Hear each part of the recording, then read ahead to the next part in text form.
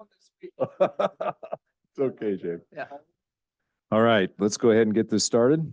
Let's call this special meeting of the Marion County Board of Supervisors to order. Roll call, Mr. Grandia. All right. We have Keisha Johnner here. Mark Ramey, Here. Steve McCombs here.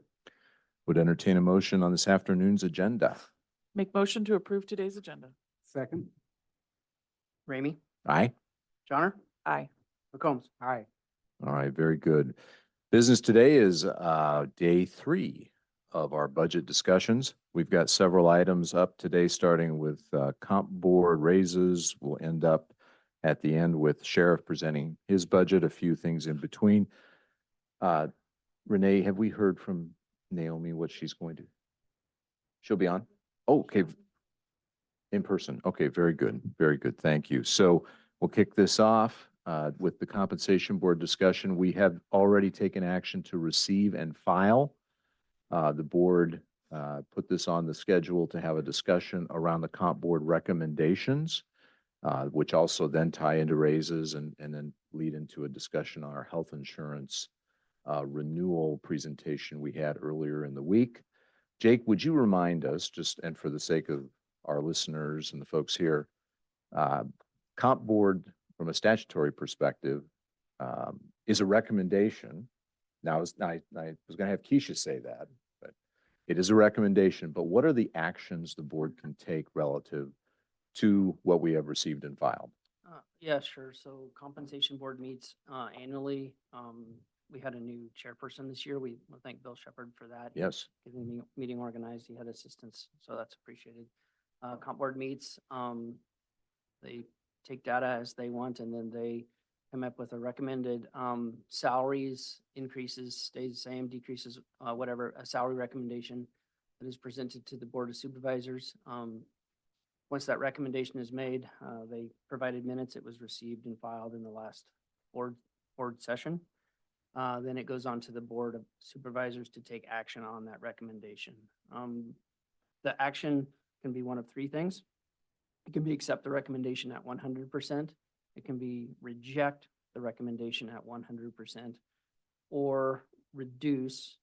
It doesn't allow increase. It says reduce by equal percentage. So the percentage is always an interesting word, because what does percentage mean?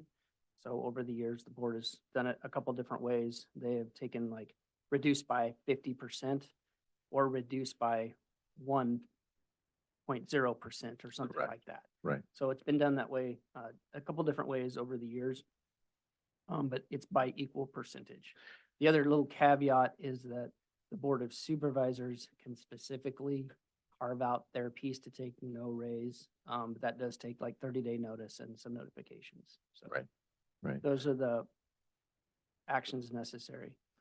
Thank you. And then again, also for the folks online and people in the room, we do want to thank the folks that have served on the compensation board. This is a statutory construction from the state to allow individuals from the community appointed by the various or asked by the various elected offices to represent them to establish what they think those raises should be on an annual basis and make those recommendations then to the Board of Supervisors. And then given those parameters, the board takes action one way or the other on those recommendations. So appreciate that tee up, Jake. Thank you, as always. Do we have the recommendations that we can put up on the board? Renee is working on that.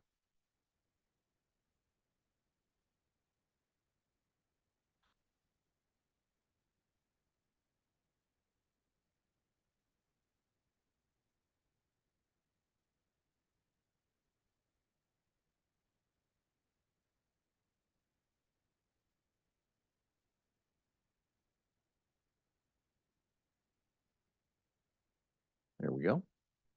So what you see in front of you there, I had Lindsay work on this with Renee.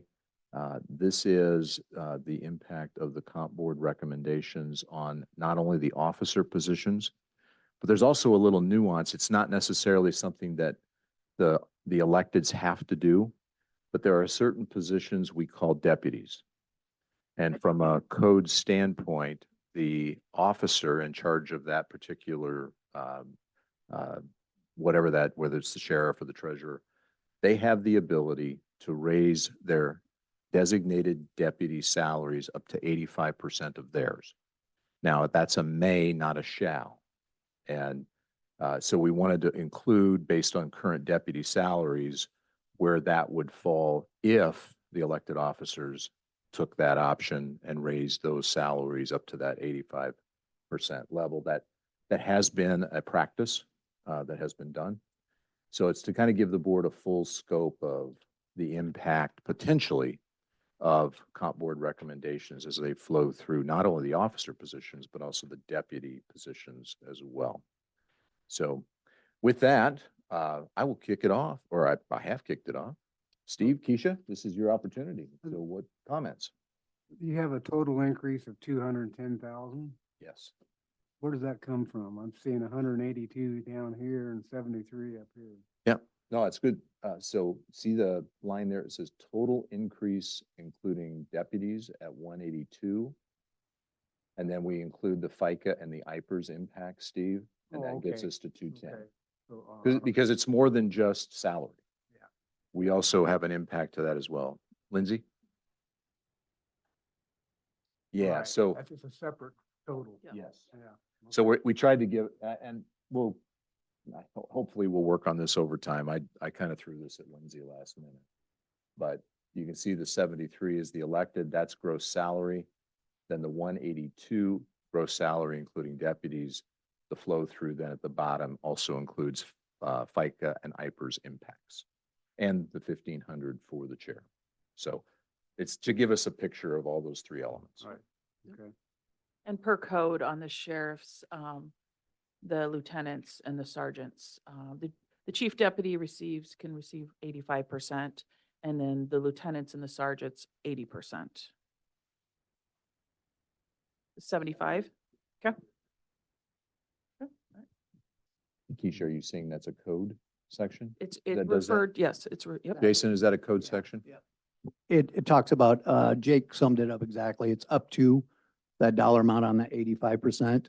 And so it was the 85, the 80, and then I can't remember if it was 70 or 75. So they but stair we- step it down by yes, they job stair- classification. Exactly. Yep. Got it. Okay, So yeah, just the way Jake described it. perfect. Keisha described it. Thank you. Yep. Thank you. Very good. Good clarification. So board, this is an opportunity to discuss. We Yeah. do not have to take action. We can wait until Friday to actually take action on it, but share thoughts, obviously in a public meeting, get additional input as needed. So Yeah. what are your thoughts? Floor is open. Well, to be quite honest with you, I'm totally baffled by this whole unfunded mandate from the legislature on how this formula works. The comp board has chosen three cities, Mason City, Bettendorf, and Marshalltown as the comparables. And I'm correct in that, aren't I? Right. Okay. And that's for the sheriff, right, Yes, Steve? yeah. Yes. Yep. Yep. Right. And they're basing their formula on population. Yep, that's what the code requires them to do. So it's the similar population of the cities to the county that the sheriff represents. So they took one above and two below Yeah, on population. So that's how they came up with those cities for that comparable. I get that, but what I don't get, Jason, is if you take into consideration the city of Pella, Knoxville, and Pleasantville, I don't know what does Melcher have their own? We department? contract for Okay, them you now. Contract Yep, Melcher? we do that for them. If you take the population of those cities out of that total number, it leaves a population of 13,678. I mean, these other cities have their own law enforcement jurisdiction. Why are we including in that formula the total population? Well, you'd have to ask the senators and representatives because that's the formula that they came up on. But we also patrol those areas. And I think part of the consideration is the jails, the communication center, the other aspects of that. So the code, what the comp board did is followed what the Code of Iowa decided. And when they decided on that for those populations of those cities, to try to make it fair and equitable, which, I mean, there's a lot of debate on that side, on people think different things. That's where, if you look at a sheriff in another part of the state that had their population of their county is close to ours, that's where they did that. If you look at the back page of that sheet that is on, that we Yeah. provided, that's how they came up with that fair numbers. So like a Polk County also takes in the population of Des Moines, which is 500,000 people. So when you look at those comparisons, I don't think there is a police chief. I can look on the back, but I don't think there's a police chief that has that. So I think they take maybe the highest ones. Let me look quick. No, it's not on our sheet. But in the formula, that's how it's based off of. So Polk County, a Lynn County, a Scott County, So the jurisdiction things don't matter. it's based, no, not by the code. It's based on the population of the county with the That's it. police chiefs that are similar. Yeah, the change, I'm going to summarize the change that I think Back the Blue did. And that's what we're really referring to is the Mhm. Back the Blue legislation. It changed the formulation that the comp boards had to apply in establishing the sheriff's salary. Correct. So it took it from looking at like county offices and unincorporated areas, where now it would include potentially cities of similar population that they could use in their comparables as well. Jason, is that a fair? Yeah, if you look at the second page of the document on that back where it talks about the Iowa Code section, what it did, what the comp board used to say, it always had a separation for sheriff. But what it used to talk about was if you read that top, it says the county compensation board shall set the sheriff's salary. Then it went to the comparable professional law enforcement administrators, command officers of the state patrol, the Division of Criminal Investigation of the Department of Public Safety. Those were always in code. What it added with Back the Blue was and city police chiefs employed by cities of similar population to the population of the county. That's where the law changed. And the reason for the change of the law is sheriffs were falling way behind police chiefs. Right. And so it was to make that comparable for the sheriffs with police chiefs is why that code section was entered. Because you had a lot of, if you look at that back page, there's a lot of police chiefs across the state that were making far more that didn't have jail responsibilities, didn't have dispatch responsibilities, didn't have that other side of it. So it was to equalize that is why the code was put into place. Right. But the additional part was the cities of population of that size. That's what changed that, what made the jumps. I mean, it made those jumps is when the comp board had to compare those police chiefs on that side of it with, or the sheriffs with those police chiefs. That's where the increases came from. Steve, Yep. did you have more, Steve? I don't know, I just. It's okay. I mean, this is open discussion. So Keisha? Yep. Go ahead. I'm troubled by it. I have been for the last, this is the third year. I feel like we're hostage. I think it's been brought up before. Puts us in a terrible situation because we have to reduce equally.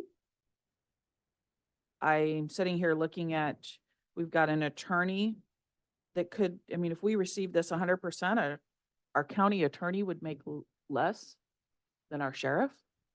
And that troubles me. I don't like it. I don't like how the formula is done. I think that it can always be, it's always going to be this cat and mouse. We're always going to find something higher.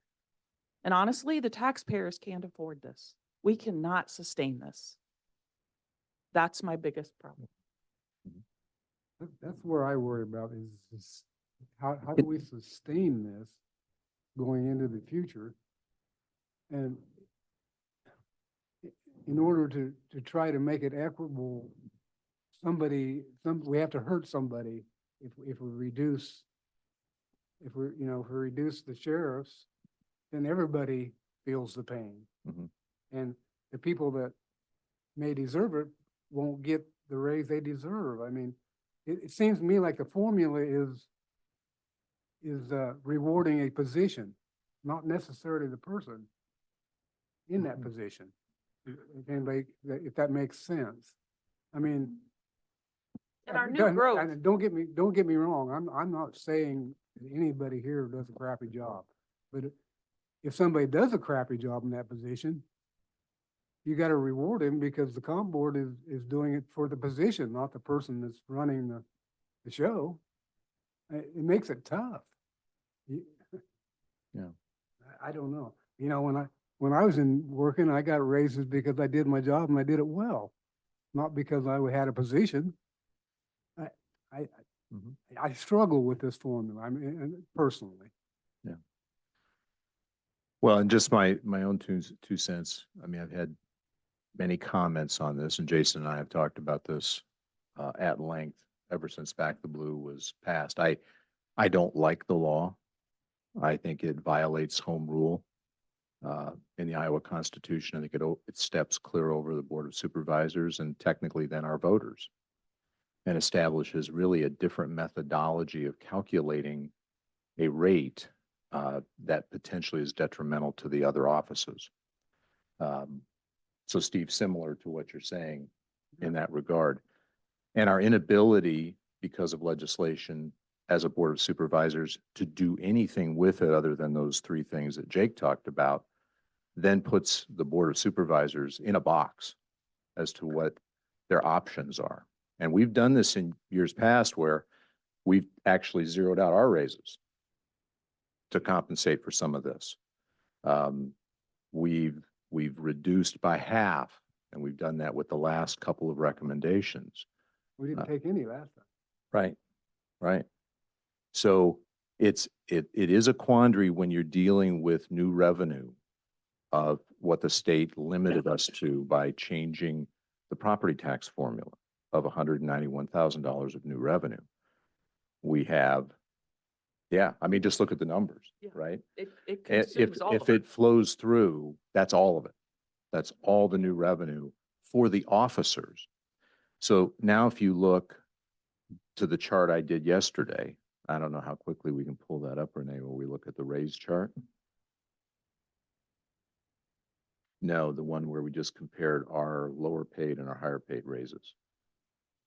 Well, she's looking for that, but we have a danger. There's the chart right there. So since this has happened, you can see that the percentage increases for the higher paid employees are vastly outpacing our rank and file folks. The folks that do the jobs every day, they show up to work, they do a great job for our taxpayers. And with a state government that says we are going to limit, because we don't think you know how to manage money, we're going to limit your access to property tax dollars, that poses a problem for us.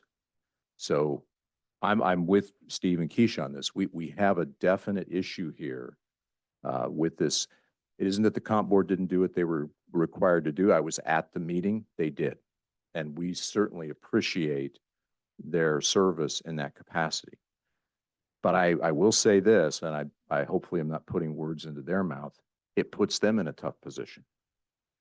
Because if you get a bunch of people showing up saying we think 5% is what's going on in the county, and then because of one particular piece of legislation, somebody's got to say, well, I think we should go 14 or 19 or 22, then we reduce and the others get nothing.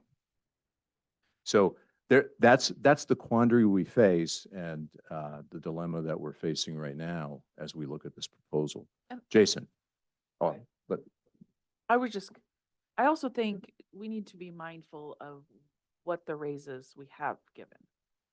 The first year Back the Blue come out, we give you sheriff 19%, is that correct? No, not even. I think it was cut way down. I think No, 9. last year was, Last you year was asked for 9. 18 and we give you 9. Year before was 19. Yeah. We can check her, but I Yeah.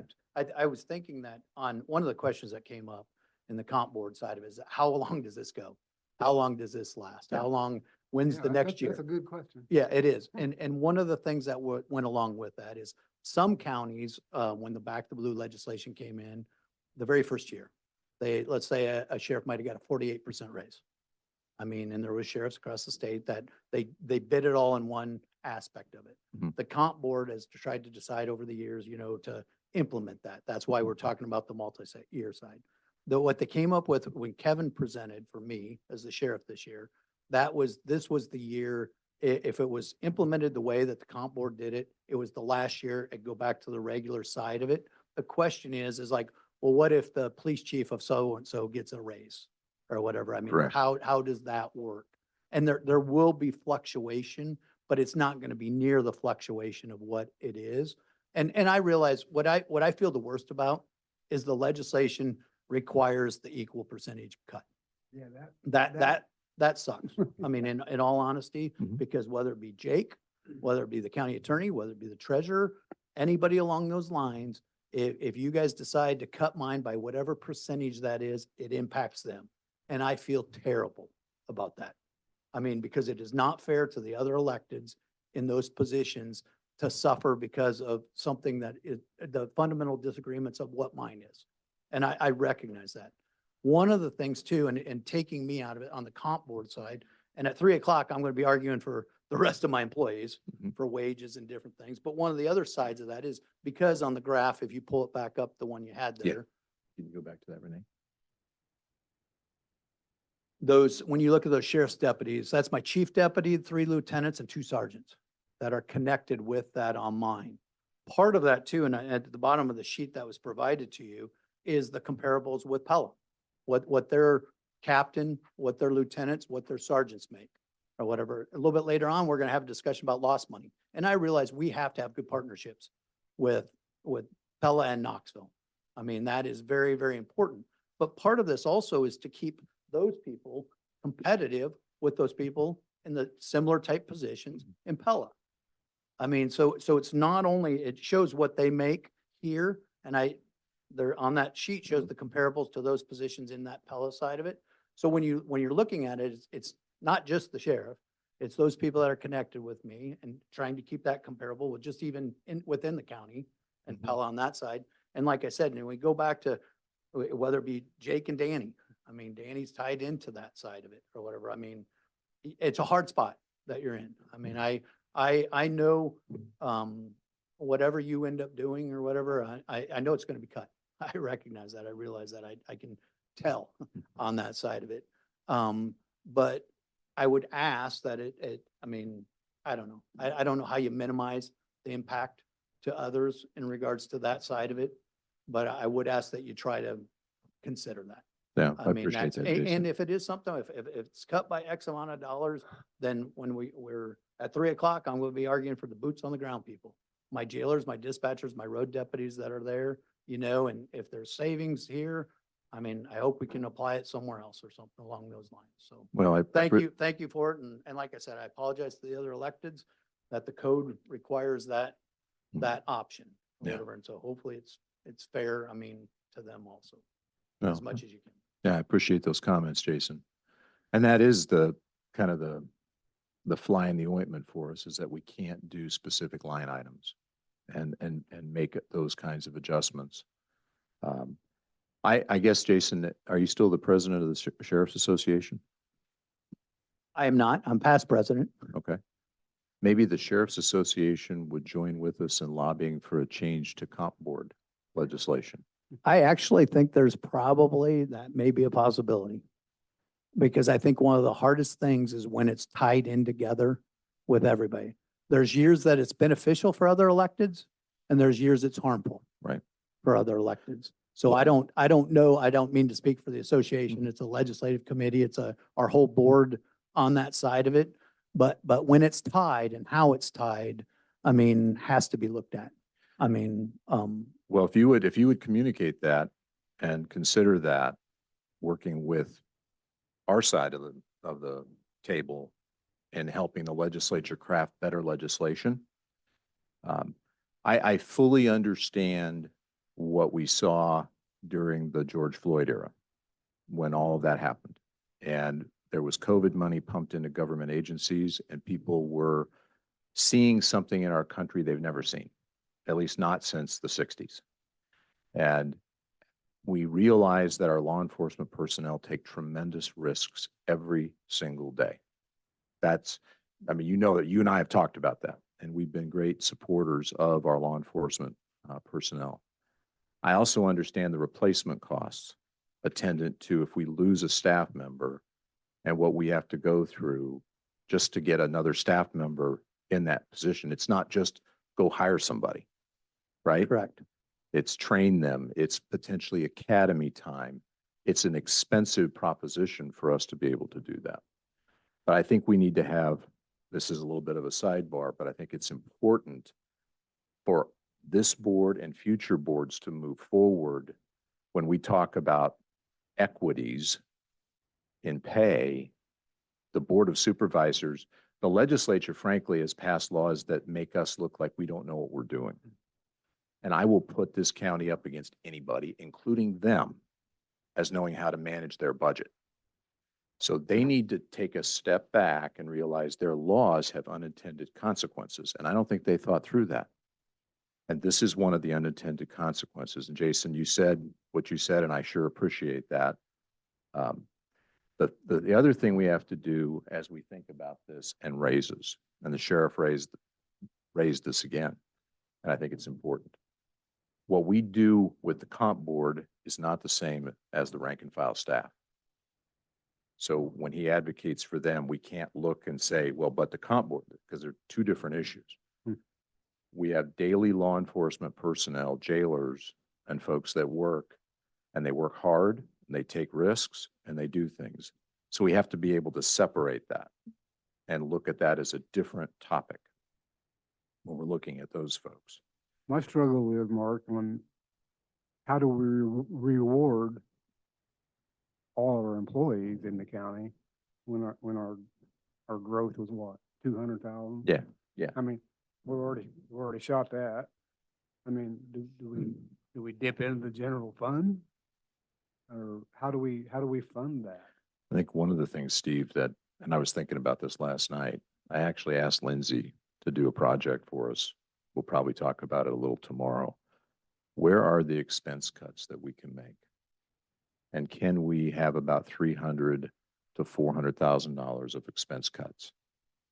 Remember, this doesn't, if we zero this out or take a 90% cut to it or take an 80% cut to it, whatever that number is, this is not in the budget right now. Yeah, I know. So this is additive. The raises aren't in the budget, right? Some raises are, some aren't. It's kind of a hodgepodge right now. But not all of them are. Yes, but Correct. not all of them are. So anything that changes there is additive to the budget. So, Just on ours, just so you know, on ours, I went with that 8%. yeah. So yeah, where the recommendation's 14, what we did in the budget side was the 8%. Yes, yeah. And I know yours are in there, Sheriff.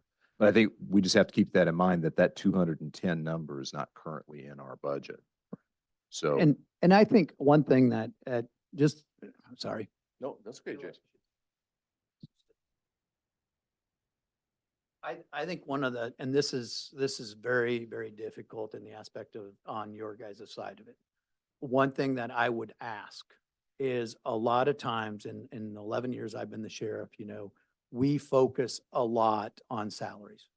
That is something that whether it be Jake's office, whether it be my office, whether it be anywhere throughout county government, that salary is a big part of it. There's also all those expenses of machinery. I mean, other things that happen whether it be the sheriff's office, whether it be county roads, whether it be the courthouse, different things along those. And we all try to cut those. I mean, Lindsay and I were working earlier. I realized this is a hit and we were trying to come up, I think it was close to $100,000 that I'm trying to make those changes. So I'm assuming other places and other department heads and others electeds are doing that same thing. But a lot of times our focus is salaries. And to whoever's point it was, maybe it was Steve's, on looking at those other expenses that are there. I mean, we talk about the $200,000 of new growth, but there's a lot of expenses. I mean, my budget's, between 4 and 5 million. Tyler's is 11 million. You look at all these different areas that come into play, and we're probably the biggest. I think Kim's probably close to, well, used to be. I think yours. Yeah, no, don't. Yeah, Now, maybe that could, maybe that that's could not be, a good example that'd be a anymore. hard, that'd be, But with Tyler, I mean, with Tyler and I, part of that, is looking at those areas, and I'm sure he does, and I'm sure I do. And but I want you to know, I have tried to do that. I have really tried to zero, over the years, we've talked about not adding increases to equipment line We're items. going to have to Not- continue to do that Yes. if we want to do salaries. Yes, and that's my point, Steve. I think those are things that have, just please always consider those. And it's like, I love Tyler to death. He's a good friend of mine, or Tuesday morning, when we talked about the piece of equipment, as I'm sitting in back, I'm sitting there thinking, okay, this piece of equipment's going to be a good investment over the next 5, 10, 15 years, the partnership with Jasper County. $350,000 piece of machinery. Let's say it's 175,000 for us along those lines. There's payback along those lines of doing that, but it's also $175,000 that's coming out for 4 to 5 miles of gravel road a year. I mean, and when you look at the comparable of that, and then you look at employees, whether it be at the courthouse, the sheriff's office, other places, those are the hard decisions that you guys are stuck with. Mhm. What do you spend that money on? Where do you Right. do that? How do you do that? But I really am trying to fight for all the employees aspects of it now to really deep down and look at that. Really look at those costs, really look at those. We're going where- to have to. Yes, yes, and what goes there. So I- I've said enough on it. I know you are, but I can't echo that enough when there's X amount of dollars in the budget. Yeah. To really consider the employees, and I'm not just saying mine. I'm talking about the employees at the courthouse, talking about employees at the Sure. road department. I mean, public health, wherever it may be. So, Yeah, thank you. appreciate it, Jason. You know Thank what you. aggravates me about this formula is we just well look at the city of Pelham and forget about going to these other cities. I mean, we're kind of basing it off of that. Well, yeah, For- close. Yeah, for that's, Mar- For Marion County, for Marion County's purposes anyway. yeah. And, Yeah. and that's something that the reason those are added on there is to show that the chief deputy, the sergeants, the lieutenants or whatever, I mean, compared to somewhere even within our county are less. I Mhm. mean, and so for comparable type positions. So that was the reason that's added on there, is just so people kind of know, hey, this is what we're competing against even in county, Right. let alone outside. So, So What- I've got a oh. thought for just the board to be thinking about. This has been brought to us by the sheriff, but I mean, if we were to give him what he would ask, that would have been 51% over the 3 years. We would give you the 14.5, that'd be 51% wage increase. Problem is then, you look at the different lines. How difficult if our county attorney was here, how difficult is it to keep attorneys? It's the auditor and doing elections, recorder and her staff. Like, I mean, where does it stop? It's a precedence it's growing substantial and That's where you're held hostage. yes, That- it's scary. yeah, And- and that's where I was talking about the other items Right. outside of salary. That's where it is looking at. I mean, the crappy part about it is, I mean, our road department does a fabulous job or whatever. And I'm not trying to stand up here and say, oh, we need to cut $1 million out of the road department because I don't want our roads to go down. Right. I mean, that causes more issues and problems too. But there's that balance of where are those things? What are those items? Buying cars, squad cars for us. I went so far as, trying to look at lease programs.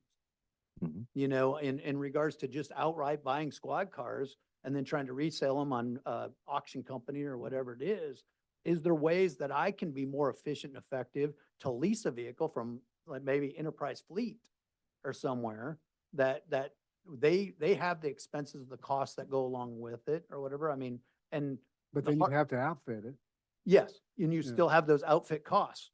So those are those things that are those hard decisions on trying to, how do you balance it? How do you do it? Right. So I'm not trying to tell you how to do your job. I'm just, please consider the whole. I big wish picture. somebody would.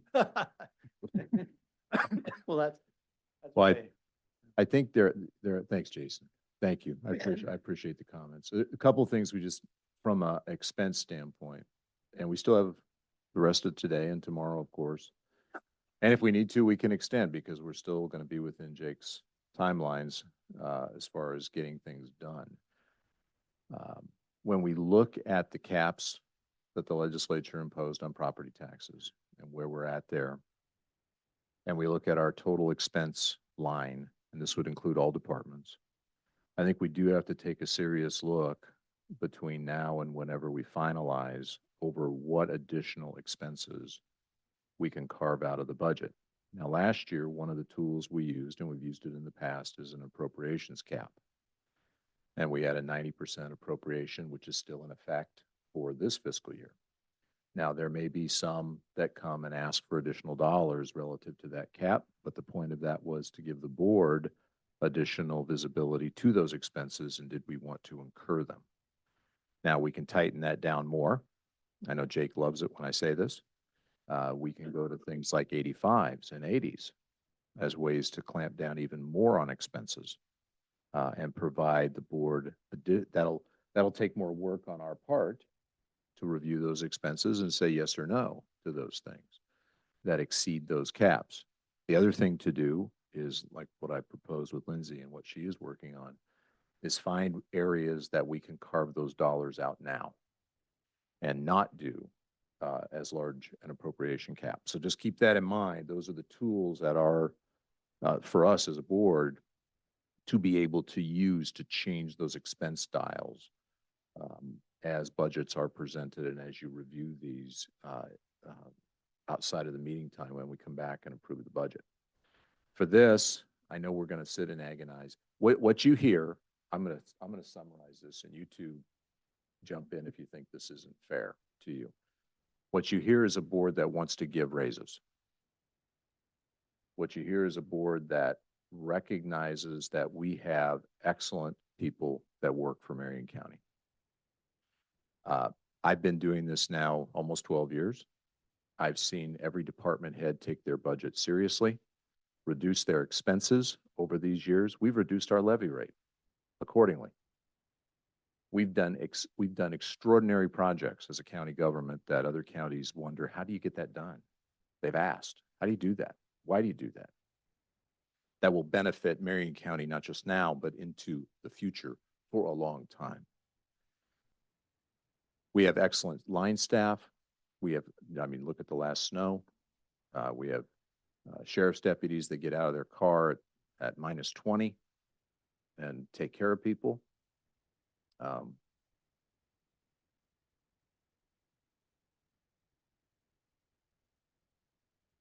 We have a good, excellent group of people.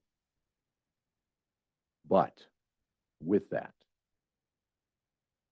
and I'm going to say that this is political, we have a legislature that doesn't let us do our job the way it should be done. We need reform on our accounts. The Board of Supervisors should have access to all the tax dollars, not segmented into these arcane old accounts, the way it's been set up for years. And when they think of these kinds of laws, Jason, on specific items, they need to think about the consequences for the rest of the budget and not look at us as like we don't know what we're doing. That's been their error. That's on them. And it's on a governor that passes this stuff and doesn't think about it. She didn't ask us. She didn't talk to us. Nothing. Just did because it was politically expedient. And we all know that. But when we have to make that choice for this, there's no way that I can support that at 100%. I can't support it at 50. And right now I'm between a 70 to 85% reduction in that. Now that's going to mean for supervisors and for the rest of the officers, I mean, you'll be able to buy a pizza. Okay. But I think we have to make a material change to this piece because we need to have raises for everybody else. I will also say this, since raises are also part of this line item. I'm going to look at every department head. If you put 10% down for your raise, that ain't happening. Just know that now. Our line staff, they do the work too. The folks that aren't elected, the folks that don't have deputy status.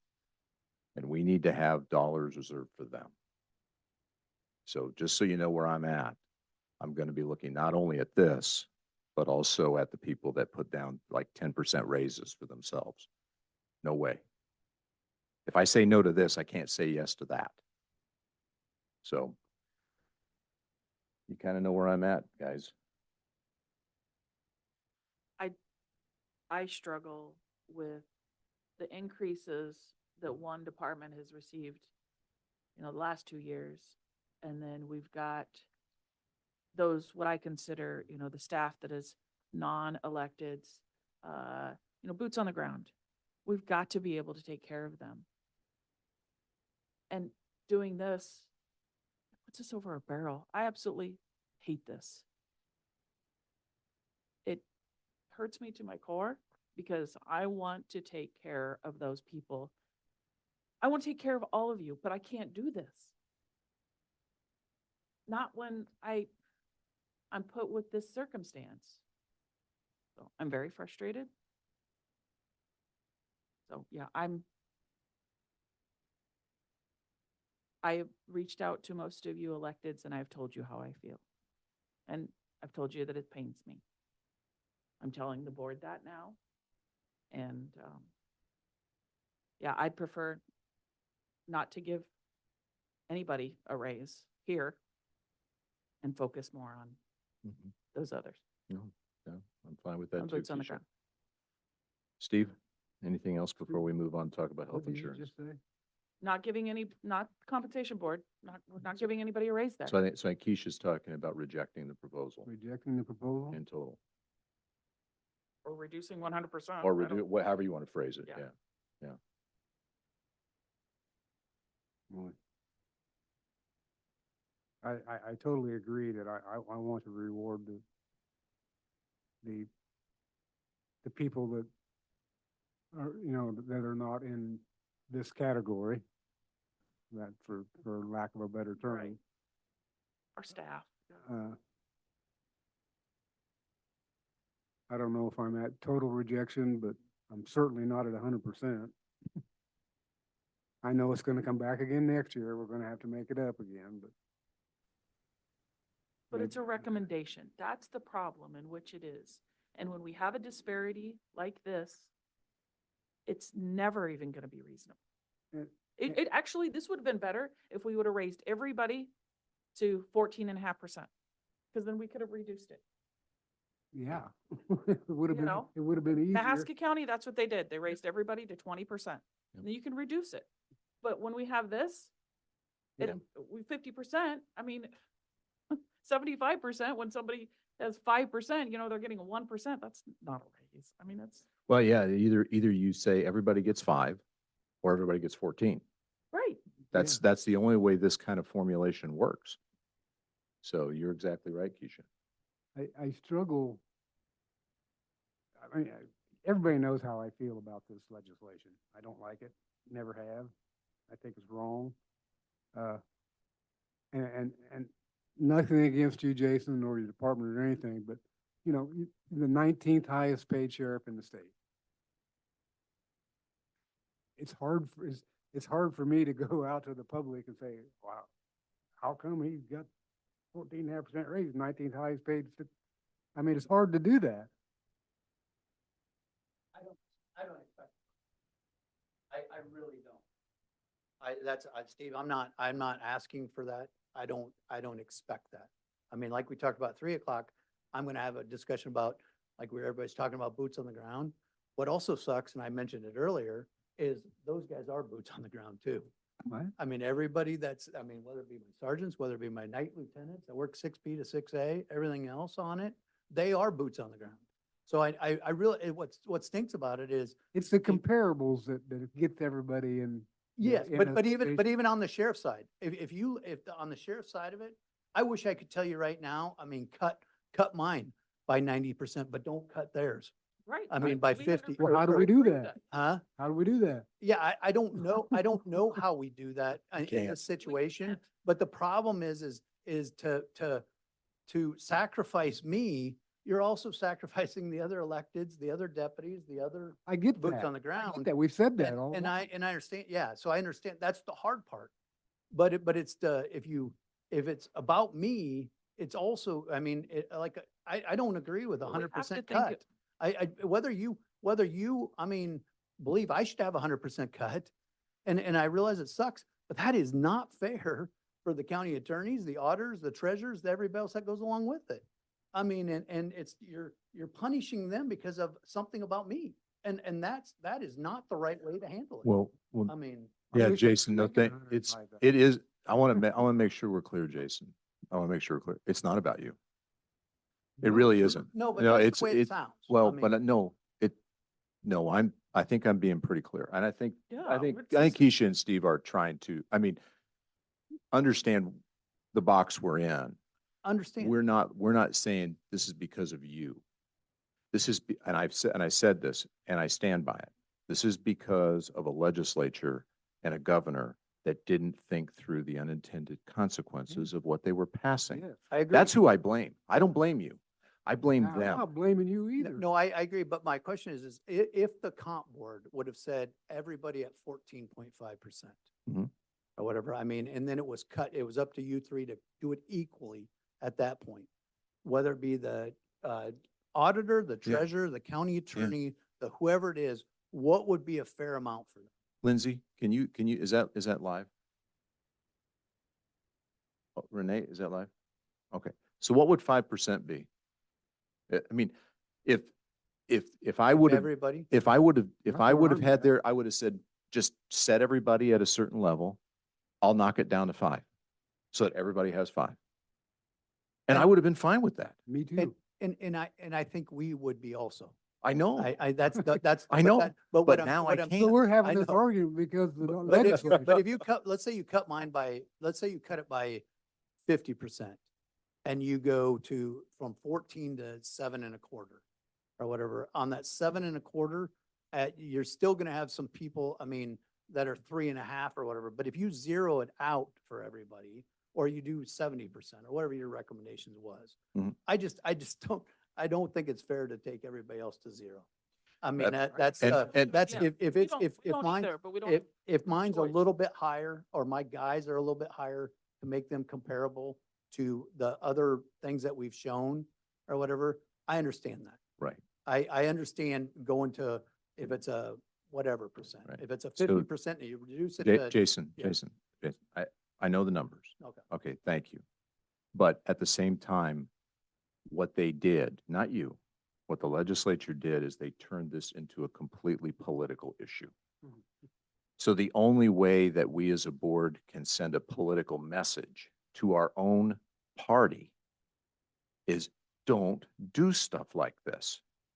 And think about asking supervisors who have struggled with this in multiple counties, compensation boards who've struggled with this in multiple counties. Don't sit there on high and make laws that you don't understand how they're going to flesh out when we actually have to do the budgets. And yes, you all got political points and everybody got to stand up and say, we backed the law enforcement. So do we. And they made it the positionally politically like we don't. If we don't give the money, we don't back law enforcement. And that's, I am not going to cuss on the mic. That's baloney. And that's what they did to us. Our own party did that to us. That's wrong. That's just ethically wrong. So I think what we'll do, so we're going to go on and talk about health insurance now. I think everybody's expressed their frustrations and where they're at. What I would like to ask Steve, Keisha, for you folks to do, think about this. We're going to raise this on Friday for a vote. Okay? Yes. Oh. What did it change? If it was just 5, this is just hypothetical. We can't do this. So that took a 210 down to 130. Is that what I'm seeing? So imagine $80,000. that would be significant, right? Yeah. And I think all of us would have been a whole lot more comfortable at that level than that. So thank you for doing that, Lindsay. Now, we want to make sure the public understands, we cannot do Yeah. this as a board of supervisors. This is hypothetical. Yes, because once So- they give, the compensation board gives us the recommendation, Can't do it. we cannot Can't do it. increase. We've got we those cannot- 3 yeah. parameters that Jake outlined and that's Yes. it. well, it's still discussion. Can I just ask one quick question? Mhm. What, if it's 130 now, if you cut it by 50%, let's just say that 14 down. Let And- us think about the numbers, Okay, Jason. but I was just, what is that difference? I don't know. Yeah, We'll have to on- run on the that math. side to- We'll run the math. We'll run the math. Thank you. Thank you. So let's talk about health insurance since we kind of.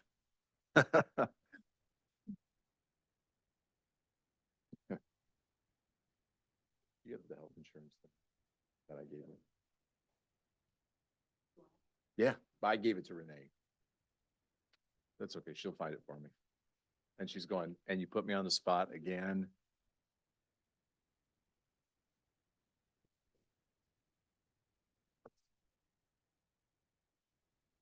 All right. Board, did you get a chance to take a look? Do you have questions, discussion? I don't have a problem with what was presented. I thought that it was trying to keep it, status quo. Yes. Yep. Yes. Nor do I. I feel that it was pretty well thought out. Steve, you feel, and Keisha, you feel good about using the dental money again to try to Yep. keep no increases? You like that? Yep. Well, if you don't have any issues, I don't have any. then I would entertain a motion to approve health insurance and the health insurance recommended contribution strategy as presented. So moved. I'll second.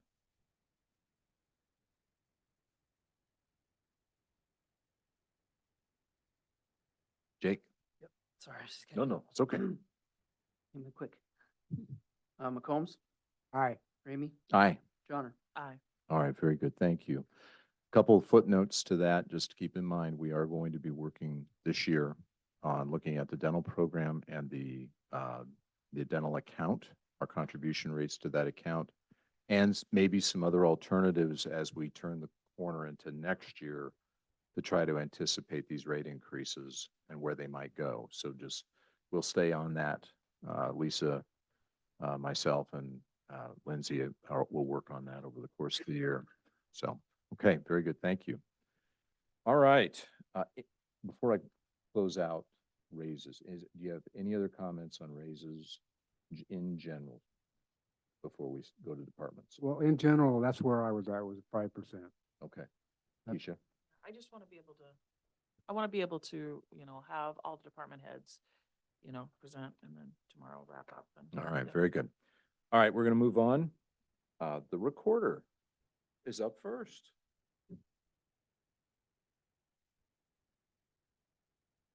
Welcome. How are you doing? I'm doing well, doing well. All right, do we have her sheet? All right, Locate your sheet.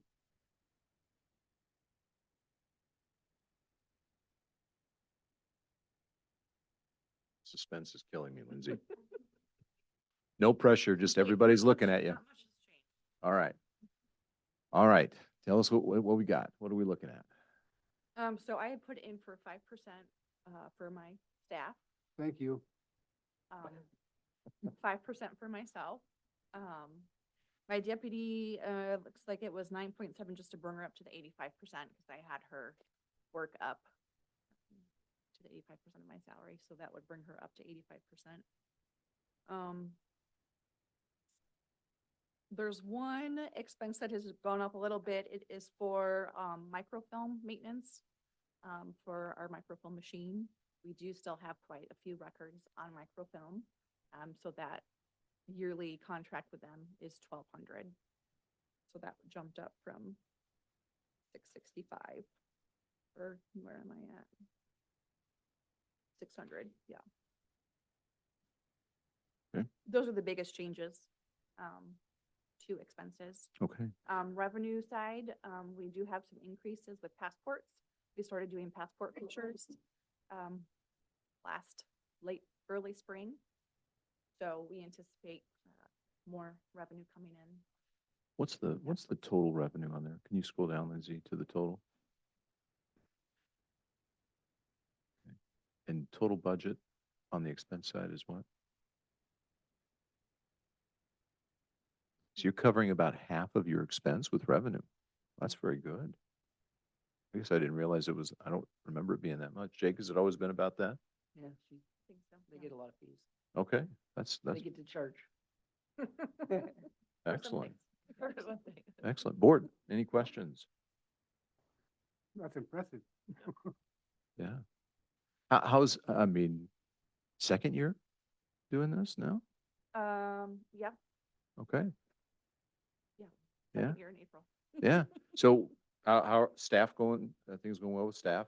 I want to maximize your time. You Mhm. came all the way here to talk, so Yeah. this is your time. It's not like, here's your budget. Okay, good, done. We're out of here, right? No, staff's doing great. We're obviously still relatively new, but everybody is very invested in their roles and their positions and wanting to learn more, and they're very hard workers, and we get along great, so. Okay. Do you do business by appointment also, Naomi? Or- We do a lot of things by appointment. The one main thing that's required for appointment is passports. Okay. There's so much that goes into a passport appointment.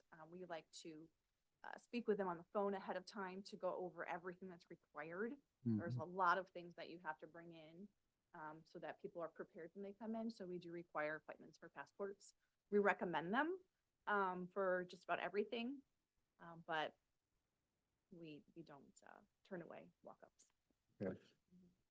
Do you know, when we talk with Michaela occasionally, she talks about changes that are coming from the state or anything like that that you're aware of for the recorder, or any changes in operation that you see happening over the next several years that we need to kind of think about from an expense side? I know that we are currently working on proposing a bill in 2025 to increase the recording fees. Hmm. I believe they have not been increased since the mid-80s, possibly. Probably Okay. very similar to the treasurer. Yeah. So That would we be are about working state on of that. Iowa, yeah. Yeah, So hopefully we'll be getting more money. Does okay. That has to be okayed by the state? We have to, yeah, we have to propose it as a bill, Okay. yeah. And then just this past year, the DNR side of things, we did get an increase in postage. Okay. So it's up to $2 now. Which we Okay. didn't have that before, so that's nice. And then the writing fees also increased, so we have a slight increase in writing fees that we get Okay. as well. And I know Jake was doing a scanning project, digitizing information. Is that anything the recorder will be taking advantage of? We're still doing that. Okay. We started that last year. We're working with a company out of Cedar Rapids, Advantage Archives. And so I think we've gotten about 100 books scanned. We wow. don't do it on site. I believe Jake's been doing it on site. They come and pick up it and do it at their facility. That brings up I just had a brainwave here, Uh-oh, uh-oh, believe it or not. uh-oh. You know, the Veterans Administrator, he was talking yesterday Mhm. about scanning. Was that something that possibly that you guys could work together on, or can he So come we up there? actually already have all of our military records scanned in. That was a backup project we did a few years ago. We have them scanned into our system, but they're a protected record. So Well, he had some Not- records that in his filing cabinet. anybody can see them. Was it- I think Can different I- records. Jake, Different. Jake, go ahead. I believe that would be different records. I think Rob was talking about his files. Yeah. So something that he has in his files, which is probably different Separate from what we do. than the I think he DEQ was 14. I'm talking about service, like combining, yeah. like if We just, we're coming for, using an outsourced service. yeah. Okay, all right. Steve? Sorry. There went my brainwave. No, Steve, it's worth, we do believe that maybe we can partner with another department and help Rob with Okay. his scanning. All right, So okay, that'd be great. hopefully we can get that covered because his is not the level that theirs is. Okay, that'd be great. Naomi, I have a question for you. Yes. Doesn't it rotate from year to year and regarding like certain licenses? Is it, For DNR, you mean? yeah, So boats are every 3 years. The That's renewals are okay. every 3 years. The renewal year will be next year. April of 2025 is when they expire. ORVs, like off-road vehicles, snowmobiles, dirt bikes, those are annual. okay. So on the boats, then do you see, because I know in the past we've talked about it, you see an increase, Yep. obviously, in your That's why I revenue. increased my postage Okay, line item because it'll be next year, so Okay. 2025. thank you. We do a lot of renewals through the mail, so they pay the postage fee that way. Okay. And even with the postage going up again, it seems like it's, yeah. all right. Any additional questions for Naomi? All right. No, I have none. Naomi, thank you very much. Yep, thank Appreciate it. you. Thank you, Naomi.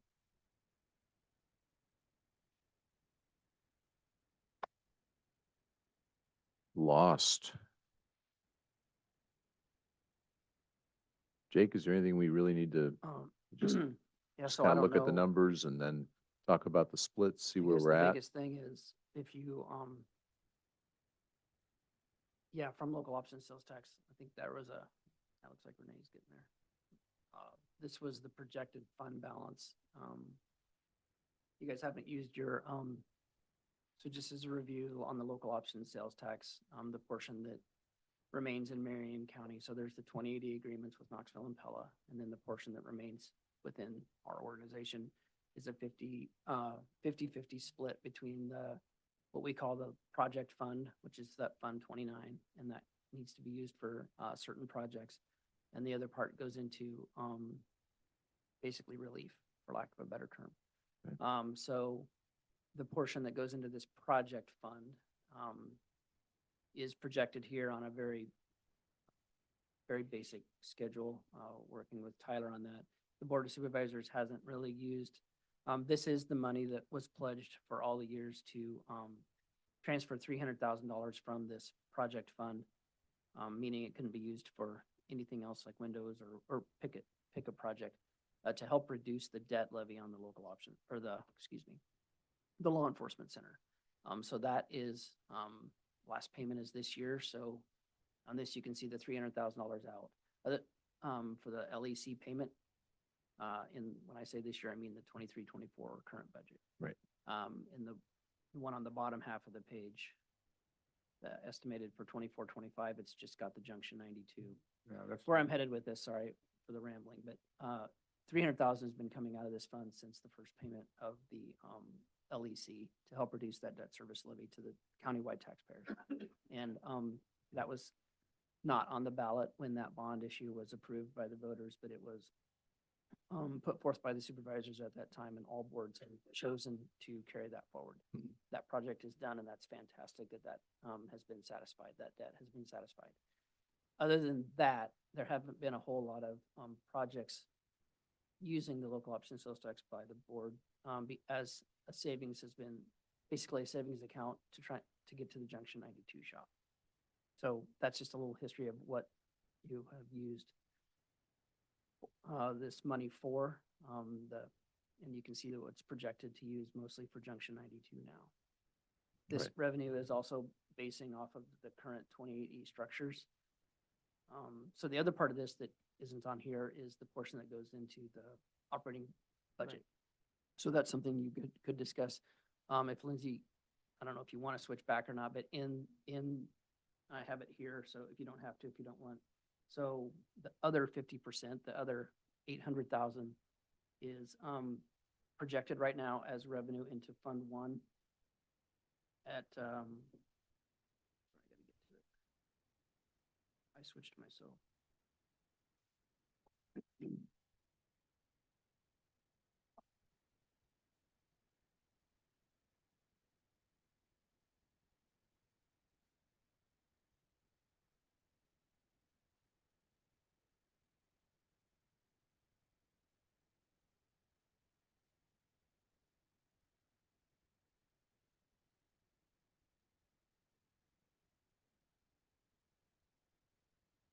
So I believe it is projected into Fund 1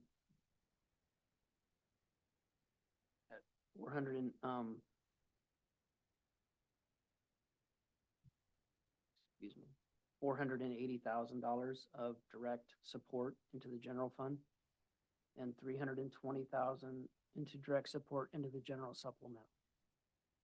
Okay, so that's at your discretion. We generally pass a resolution directing, that directs the treasurer when those receipts come in each month. So Department of Revenue sends the treasurer the local option sales tax receipts each month. So we need clear direction.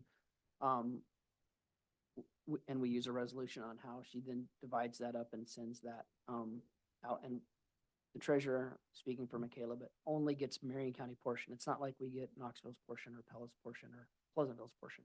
Only the distribution comes to us. So that 30% and 20%, and when I say that, that's of the remaining 50, is divided by this mechanism. So if you would want to change that, you sure may. That will have direct impact on the projected fund balances. And So that may be something you actually want to may look at to move more to the general fund. And less that's to what I the was just supplemental. thinking, Jake, is I mean, we've been trying to use or look at the general sub fund, Fund Two, lowering the levy rate to get that more cash Right. current. I mean, it's been having a little bit of additional cash relative to its expenses. Yep. So trying to bring that down, we lower the levy rate. We've been able to use that as some, what we would call tax relief from our perspective, because we can't control valuation. But would we, and the board needs to think about this, take some of that 30% and then move that into general, considering our allocation for Junction 92, I think that might be a good thing to think about. But I Yeah, think I don't disagree. yeah. I So agree. At least this I mean, year, I- yeah. with Lindsay's worksheet, we can show you that direct result. yeah, can we do that? So, go to Department 99 revenue and Fund 2. And again, just like when you guys get version 1 with last year's levies with adjusted general fund this year and adjusted debt service, I always start with what you guys did last year on this revenue side. So Fund 1 or Fund 2, excuse me, Jake, and then yep, correct me, the LEC final payment has been made? it's this current year. Oh, In this current year. okay. So that we will be coming to you with that $300,000 transfer from the local option sales tax project fund to the debt service fund, just like we always do. The last principal and interest payment on the LEC is this current fiscal year. We pay interest in December and principal and interest in June. So help me with math. So you see the line that says lost. You see the Yep. 320. Yep. So reduce, whatever you reduce that down to, if it's 0 or whatever you want to reduce that to. Let's make it 0. Now go to Fund 1 and the same revenue function or the same revenue code. I think it was, it's the 1320, yep. Add 320 to that. Or make it 800. 800. Oh, you're done. Okay, now go to your fund balances.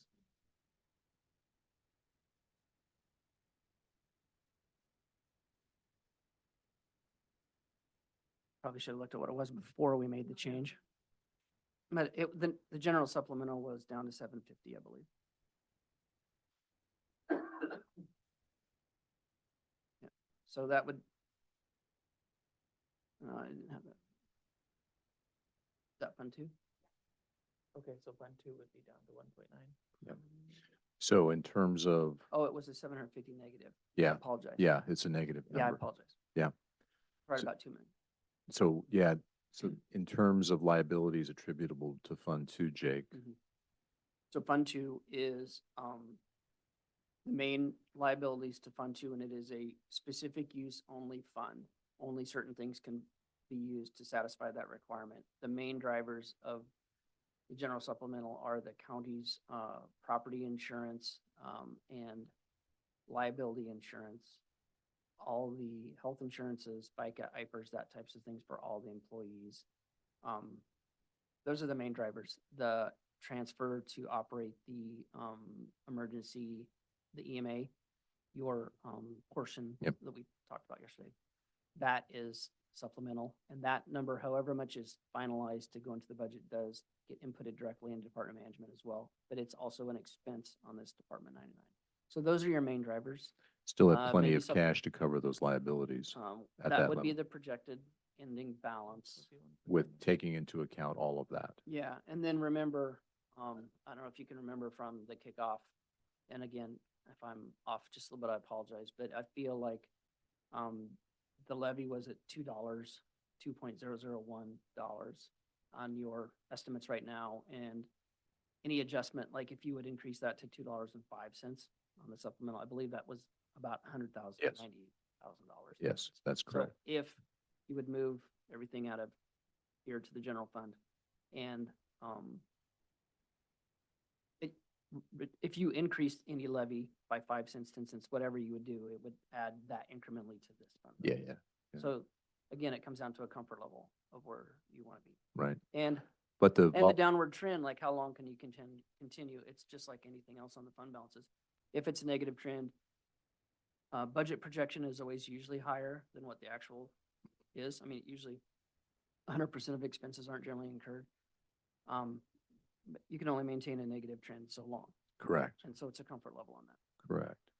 So one of the things to think about here. Make sure you um, highlight those, Lindsay. Yeah, Well, just so long as they're highlighted. I mean, we still have, I mean, in terms of a fund balance, we're still fine in Fund 2 with that move. That would be that 1.9 is your projected. Yeah, And what's it do for our general fund? Yeah. Sorry, you're highlighting, yeah. Nope, you're good. Yeah, we have to make sure we match up this too if anything's finalized. Jake? Yep. For my reminder, Fund 2 also has IPERS, correct? Yeah, it's it does. all the benefits. Okay, Yep. all the benefits, okay, thank you. So- where were we at? Well, it would have been $320,000 less. Okay. So I think that would not be a bad move this year. Yeah, it's a pretty big swing, and it's always, once you take money out of, or actually put money into a fund, it's always hard to take it back out. Yeah. But if you use that balance of lost funds between this Fund 1 and Fund 2 and use that as kind of covering your volatility, I wouldn't recommend a levy rate reduction in Fund 2 this year. I'd leave it where it is. Yeah, unfortunately, probably not, if anything. Right. I agree. A comfort level, if anything. But what can happen though is we've already had a significant levy rate reduction on a year-over-year basis. That's not just because of the legislature. We did have the grant money. So it puts us in a position to see how Junction 92 plays through. Yeah, the Um, debt service is about cut in half this year from the VA demolition grant, taking care of that first year and Yeah. most of The next debt year's levy VA. is, yeah. But that will, That will assuming change. there isn't a lot of TIF money coming back in, that will have to be, Yep. you have to pay that bill. Yes, And so that grant will be done in 2 years. right. So that gives us some ability to project out over the next couple of years what we might have to do to cover some of that spread. So I think that's the way I would approach it this year, where I'd recommend putting that all in the general, not reducing the levy on Fund 2, and then readdressing next year.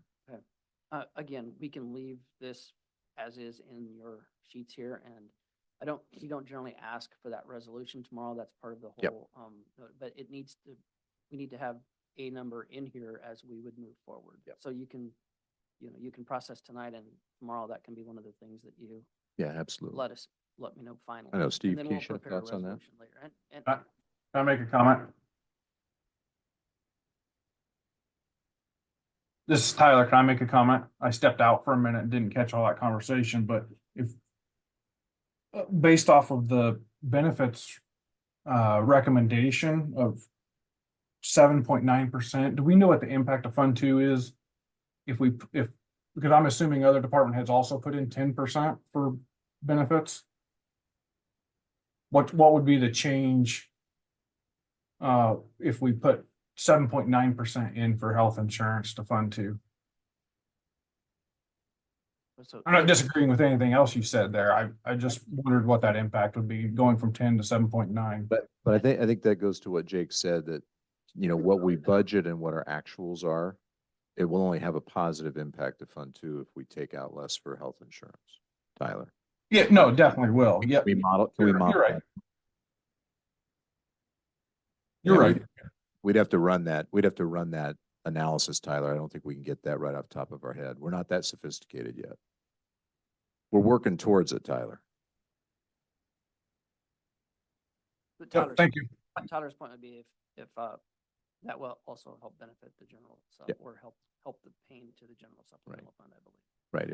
If we're budgeting at 10 and our actual cost is 7.9, that'll be a positive. But we'd have to look at every department Yeah, I and think the remodel spreadsheet's all that incomplete. right now, and then we can't do that on the fly. Okay. So some thoughts there, and we can, again, Jake, we can do this Yeah, I mean, on, that's a pretty big swing. So, I mean, however you guys want to do that, that's the direct results, right? okay. Good. Well, board, give that some additional thought as we think about wrapping that at the end of the meetings. Treasurer, Michaela, you're up. Does anybody want to take a 5-minute recess? No. Okay, I do, Why'd you ask? because I can't make the motion. I met your mercy, Steve.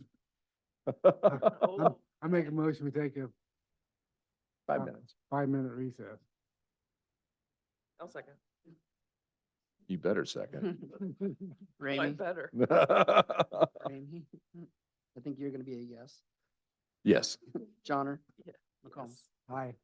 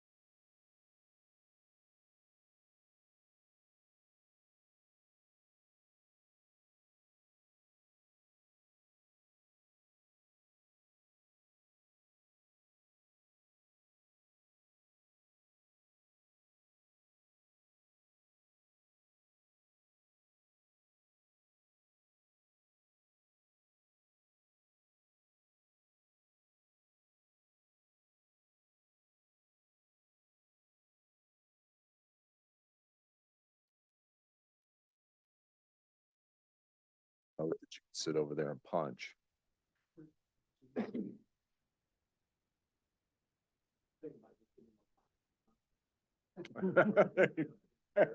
There you go.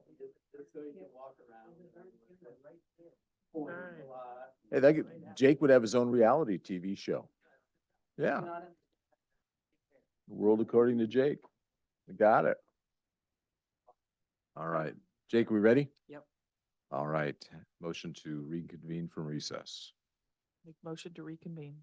Second, Johnner, Aye. McCombs, aye. Ramey. Aye. All right, we're back. Michaela, Nervous enough. We wanted you to stay up there. Hold focus. yeah, I'm sure. Go ahead. Okay, so I did not do a PowerPoint this year like I did last year. Thank you, Steve. You're welcome. I went to do that and really it was just kind of Groundhog Day. You guys know what I do. It was basically just updating the numbers, which are pretty similar transaction wise to what we had last year. So what I did is we'll start with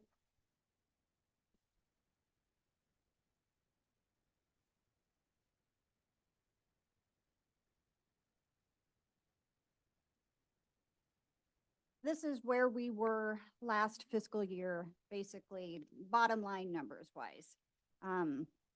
The top part, you can see total county retention for my office was $402,000. So that was out of all of the motor vehicle and driver's license transactions that we did. $402,000 is what we retained in county. Now, I always like to put in there the number that we also sent to the state because I think that illustrates how much work we do. So basically in all, we collected about $13.5 million just on the motor vehicle and the driver's license side. And of that, we sent over $13 million to the DOT and the Department of Revenue and other agencies. So what I did in the bottom part is just kind of broke down. Those are our salaries last year, kind of some raw benefit data, threw in what our general office expenses were for motor vehicles and driver's licenses. And the bottom line is that when you look at what we retained for motor vehicles and driver's license versus what our expenses were, really we probably retained about $25,000 to $30,000. A couple of years ago, that number was about $60,000. So, you know, every year we kind of eat into that a little bit more. We're actually very fortunate because a lot of treasurers, when they present these numbers, they're upside down. They're in the hole. Their expenses don't cover what they do. So I feel like we do a really good job in my office of being very frugal and trying to cover what we do with what we're able to take in. And obviously, again, Groundhog Day, same conversation. As you guys know, we're lobbying for increased fees on the motor vehicle side. I've already been involved in 2 meetings. Hopefully that's got some traction this year. So I feel optimistic. Maybe that's misplaced, but we'll see. So it looks a little brighter than it did last year? I hope so. I hope so. Scroll down. Lindsay, can you, yeah. Yep.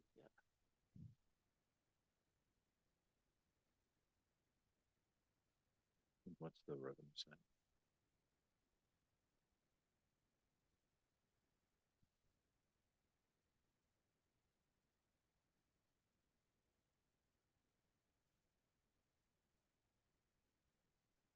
Yeah, so she's covering most of her. Yeah, and we'll talk about revenue here in a minute. Where was I? Okay. And if you guys want any numbers again on transactions, breakdown of that, again, I feel like it's very similar to what we covered last year. not a lot has changed. When you look at my budget, I don't have any big shiny new projects. There's really nothing looming that I foresee that's going to cost us, any material amount of money.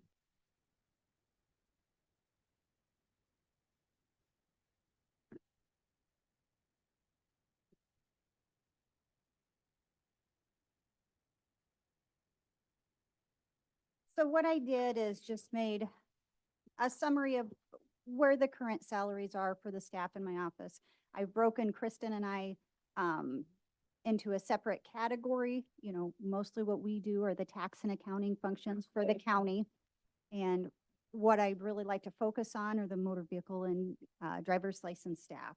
So I've given a listing of what their current annual salary is, what the difference in increase would be if I gave everybody a 5% raise, and then I did add another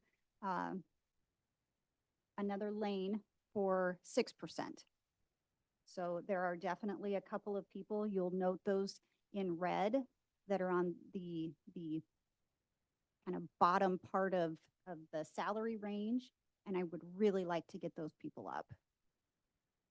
I would really like to get those people up over the 40,000 mark.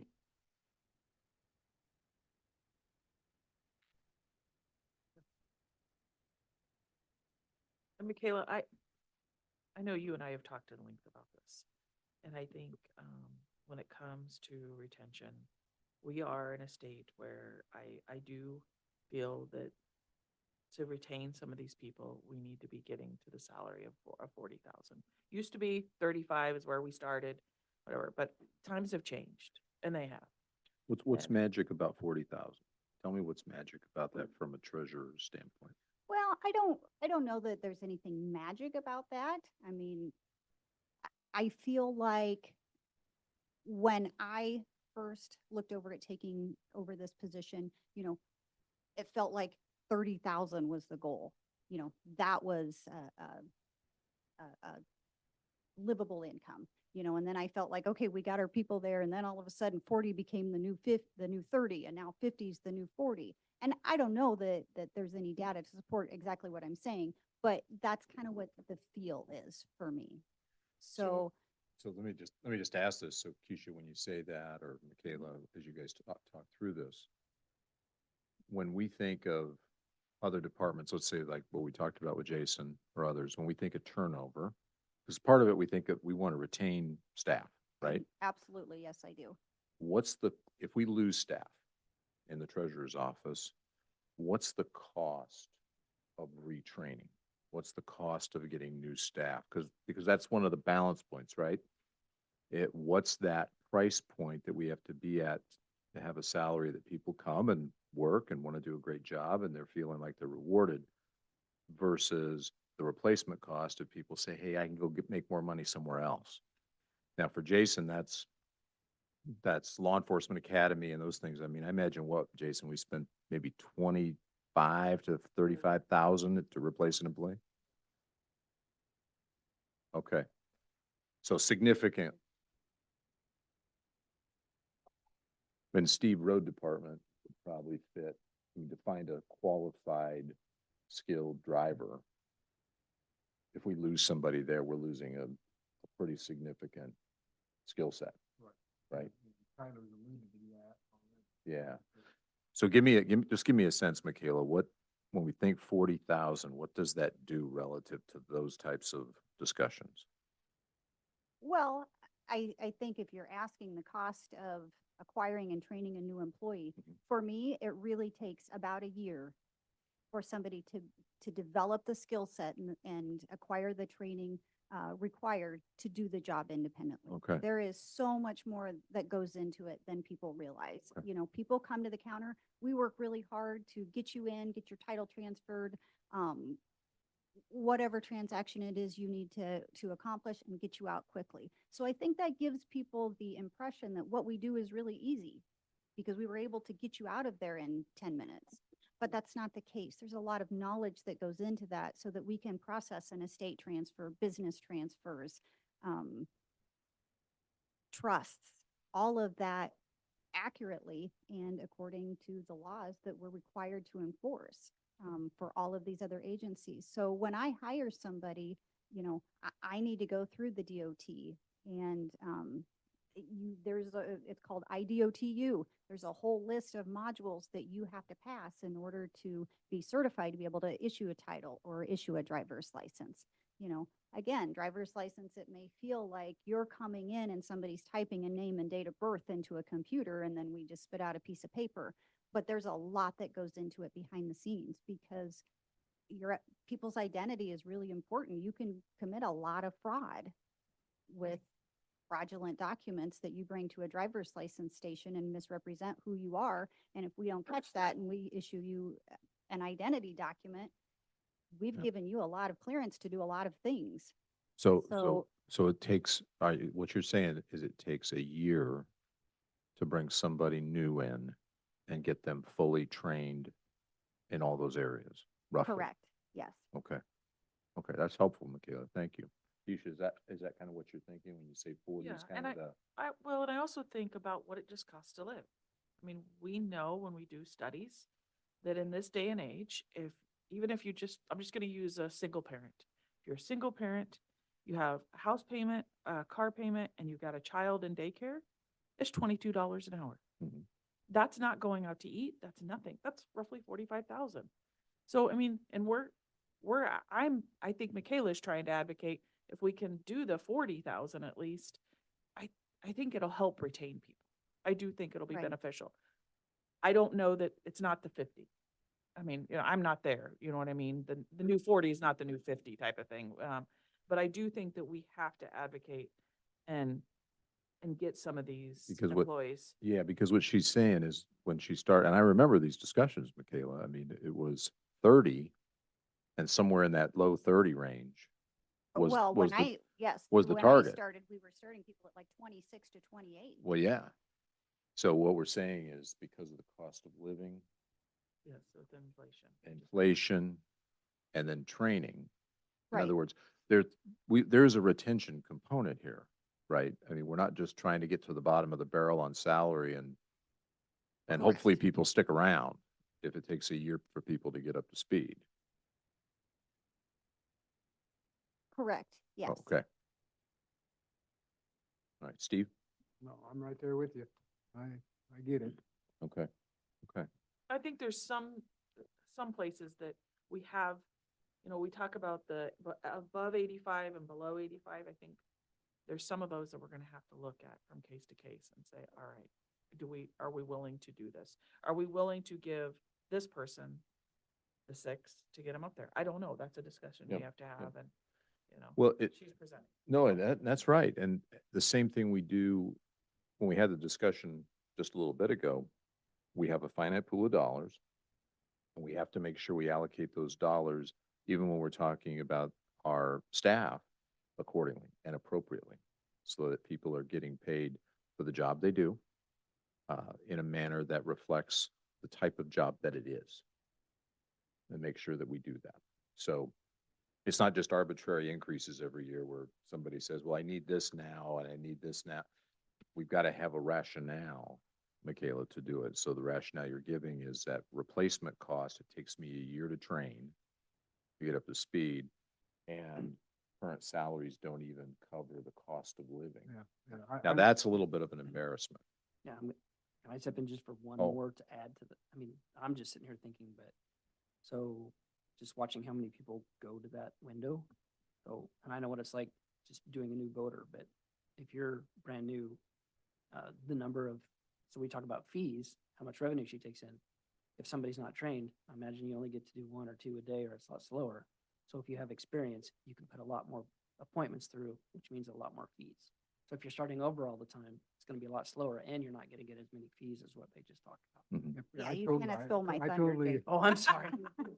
We didn't take notes ahead of time. Yeah, we So- didn't Concerted collaborate effort. So I very want well. to, are you getting part of her budget? Is that what you're saying, wish. Jake, or? what? I'm gonna echo I a think few he's of these offering me things, part but- of his. No, no, I didn't know this. I was just sitting here thinking about the fees thing, and it's like, well, if you can do 2 fees services a day versus 20, then that's a big difference. Okay. Correct. I totally support those thoughts 100% if we can financially support it. Yeah. Sorry about No, that's Same good. amount. Michaela, anything else would you like to add? Those were really the main points of my presentation. Do you guys have questions for me? Well, I do. I mean, I'm always, we've done this for a long time, but when I look at, hey, can you just scroll down to the revenue?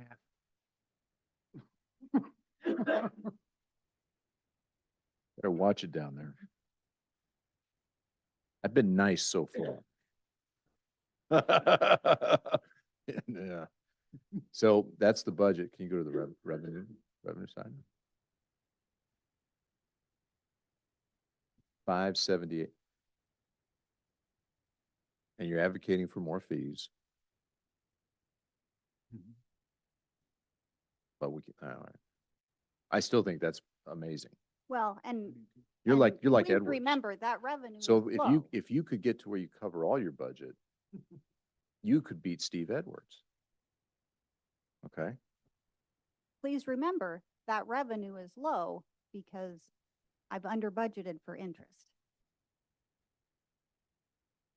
By how much? I guess. Well, that's a bit off. That's a lot off. I know. So where are we at? Do you have any guesses? I have a guess, do. yeah. What's your Well, guess? what's your guess? You're the treasurer. Yeah, well, I know. What's your guess? No, you tell me.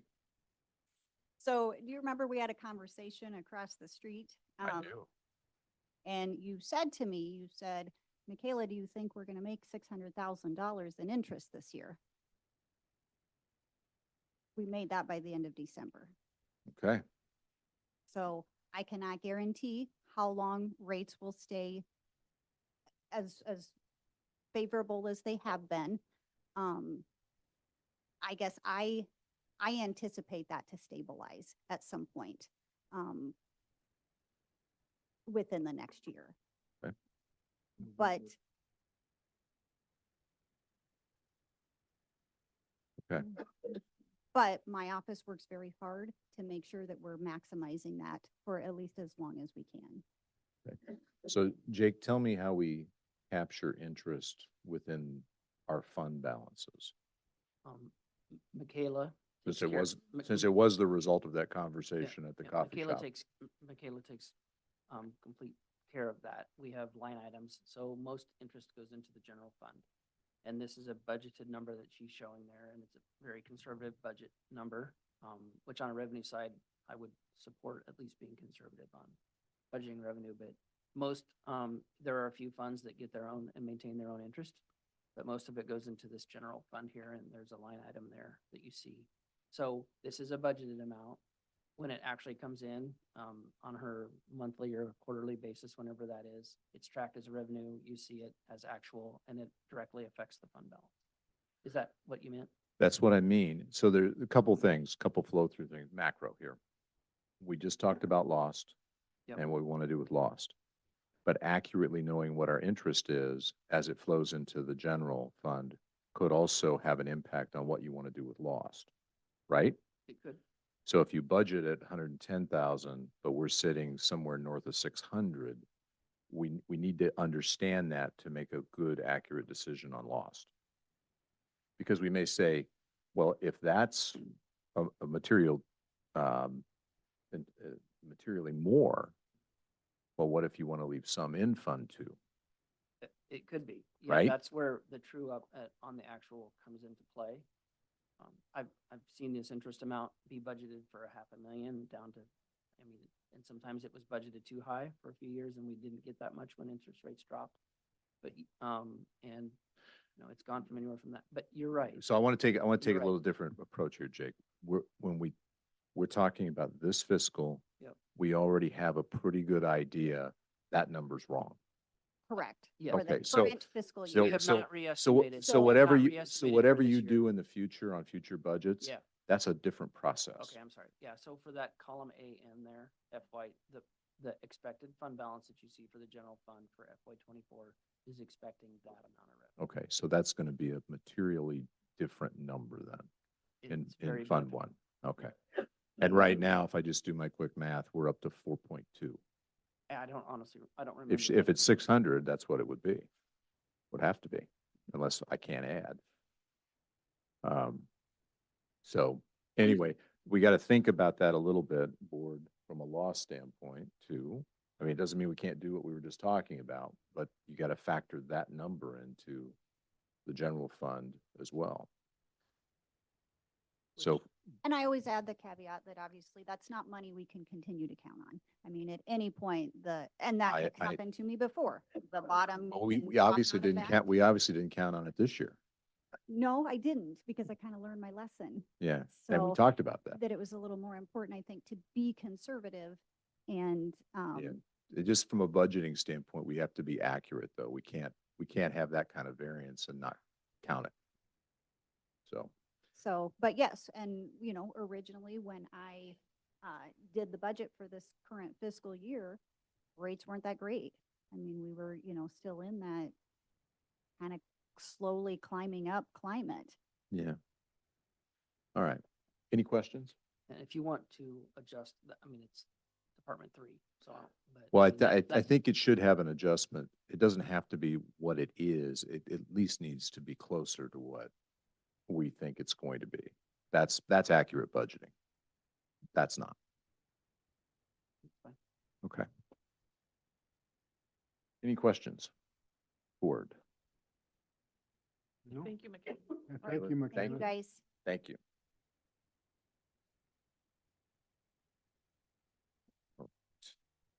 And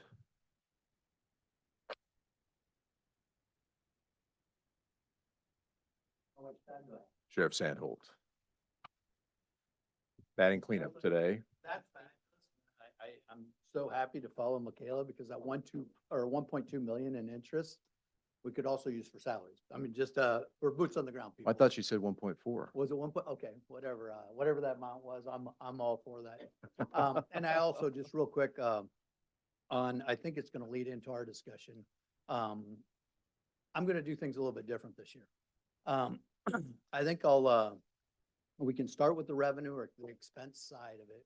But, this year I feel it was a really important year to have some of our direct line supervisors participate. I mean, in regards to the presenting the budget, talking about the budget, why the focus, and like I've kind of ruined the surprise aspect of this, is we're really going to be trying to focus on raises for our employees, boots on the ground, the jailers, the dispatchers.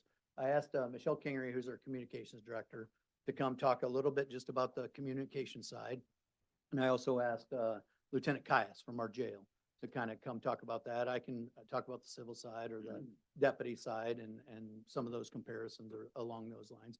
I don't want to bore people with comparisons, but one of the things that, leading off of what Michaela said there, and I think Michelle will touch on it, is that minimum salaries, like, and when you look at job descriptions, like you mentioned about what people do.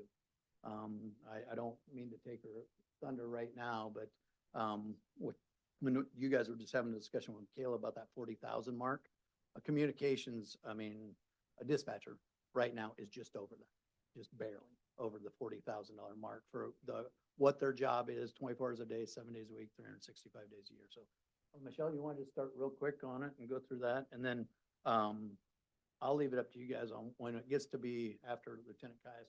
Do you want me to do revenue first or expenses first? What do you prefer? Expenses. Expenses first. Okay. Yes. Hi, Michelle. I'm not very comfortable speaking. It's all right. It's all right. You're good.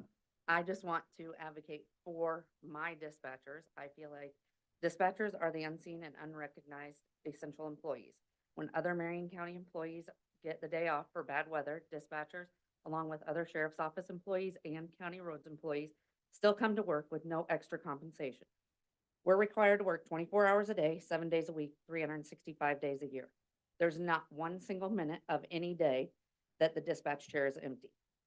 Yet no one recognizes that responses would not happen if there was no one sitting in that chair, answering the hundreds of phone calls a day, responding to the rest of the first responders, calling the road department when there is an emergency in a storm. We are more often overlooked than recognized and definitely taken for granted. We take calls weekly from the public who are upset with someone, whether it be someone else in the public or whether it be an employee for Marion County that is unrelated to our office. These are on top of the calls that are our own responsibility. We are losing what good employees we have because our pay is less than other agencies that are within driving distance. We have lost to State Radio, Des Moines PD, Polk County, and ISU specifically, but there are other dispatchers that have applied for agencies just due to the pay, including myself before I was the supervisor. Some of those agencies have less job duties than we do. It's also very hard to get applicants when our starting pay is $3 to $5 per hour less than the agencies around us. The minimal expense to train a new dispatcher is around $14,000 for training, the training period time plus going to ILEA. Training someone who has no idea what we do adds even more stress to our environment. We are the first point of contact on someone's worst day, between working around the clock to hearing a mother frantic because she can't find her child, or a husband hysterical because his wife isn't breathing, or someone who is in shock because they just witnessed a horrific accident. That should be enough to recognize that not just anyone can do our job. I was very appreciative of Tyler's thank you, specifically including dispatch. He recognized how equally busy we were and how our dispatch center worked together with his department to get to where they needed to be to keep the citizens of Marion County safe. We do occasionally receive thank yous from the public, and while those are nice, they just don't keep people from leaving for more pay. The only thing I was going to talk about is the surrounding pay, a few. Our pay ranges from $20.12 to $24.26. Pella PD's starting pay is $23.42, and their top pay is $32.41. Dispatching for a lot smaller area than we are, they don't do the paperwork that we handle while we're dispatching. Warren County starting pay is $25.25 an hour, up to $31.95. And Jasper County's is $20.05. Their top pay is $26.90. Those are just some of the surrounding. I did reach out to a couple of others that did not get back to me.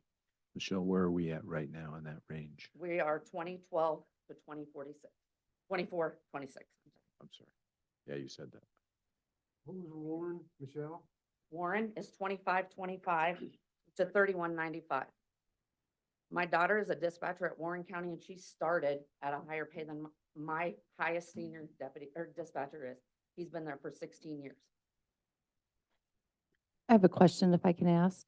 The 24-26, is that That's without. certified? Right? No? That is top pay for after 2 years. So certified, yes. 2 years, they don't make that, they have to be there for 2 years before they can even top that. Okay, Okay. I just, Okay, so that's a requirement then. Okay.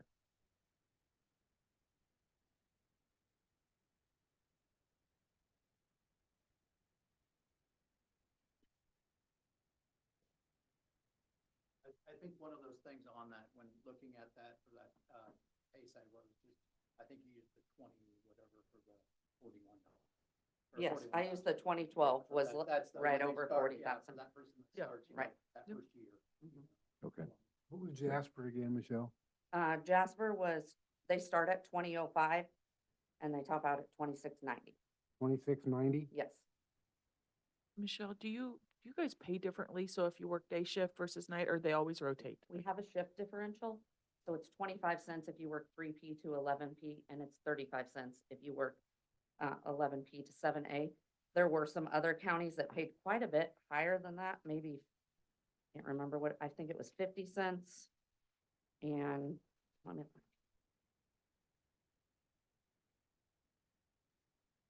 I don't remember exactly what it was, but they were around 50 and 65, I believe is what it was for shift differential.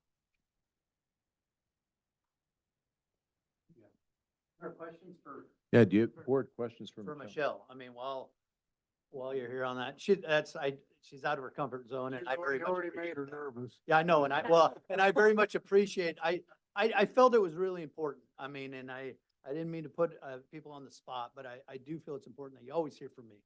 But I felt it's important that you hear from those direct supervisors of those individuals that are there with them every day, 24 hours, sitting up there in dispatch, so.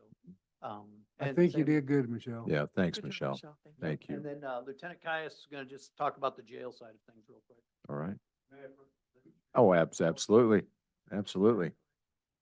Thank you. That's close enough. It gets rough the farther down you go. Lieutenant Reed Caius, Marion County Sheriff's Office.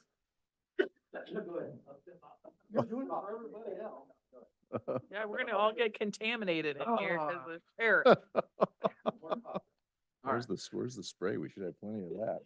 Oh, Second Nice. year as your guys' jail administrator. A lot of the numbers that I have, there's a lot of sheriff's offices, including our own, where the jailer's wage is tied into the dispatcher's wage. They use those same pay scales. Past 2 weeks, I've called these counties that are listed here: Warren, Jasper, Webster, Sioux, Wapello, Lee, and Boone. I put the county population rank there. You'll see all of those but Warren. Numerically, I got 2 below, and I have 4 above. The reason I included Warren, competitor, I've already lost a couple jailers to them. Obviously, I know that we cannot afford a $33.16 wage. That's not what I'm here to advocate for. But what I would like to talk about specifically with Jasper, talking with Wendy, the jail administrator up there, since COVID, they've locked into a contract, which earlier this year they tried to renegotiate. So I would say that on this list, I've highlighted 2 in red. Those are the only 2 that are lower than Marion County. Out of the 2 below and the 5 above I have listed, there's 1 low wage that is lower than ours by 7 cents. There is 1 high wage that is lower than ours by 26 cents. I know that comparable counties aren't always the best measure, but this is the best one that I knew how to go by. And to me, that is a great way to lose my jailers. I have 1 jailer that actually lives in Warren County. He is among my best, and if he's watching, sorry, buddy. I don't want to embarrass him. But every day I come in, I am surprised that he has not left us for Warren County. I'll be straight up with you. The 2 part-time jailers that I had that left for Warren County, they started out in Warren County about what ours topped out were here in Marion County. And it takes, after you get certified, it takes 2 years to get to that top level. Moving forward, I've talked to the sheriff. I would come up with a different type of pay scale where it takes longer to top out, somewhat alleviating that burden, but also incentivizing people to stay if we had a wage that was worth staying for. And that is no disrespect to the wage that we have now. It's just a fact because we keep losing people. As you guys can see, I broke down the total cost to hire a jailer, which is low. It does not include benefits or contributions. There's also a physical exam that the sheriff's office pays for. That was not included in here. I didn't have that available at this time. I apologize. But a little over $9,000. In the past 5 months, I've trained approximately 5 part-time jailers. Out of those, in the meantime, I've had at least 3 leave. They can make it through field training. We have a tough field training. It's supervised. That's why the trainer's wage is on there, because I have a full-time dedicated employee. They're working the whole time, but they have to observe that person.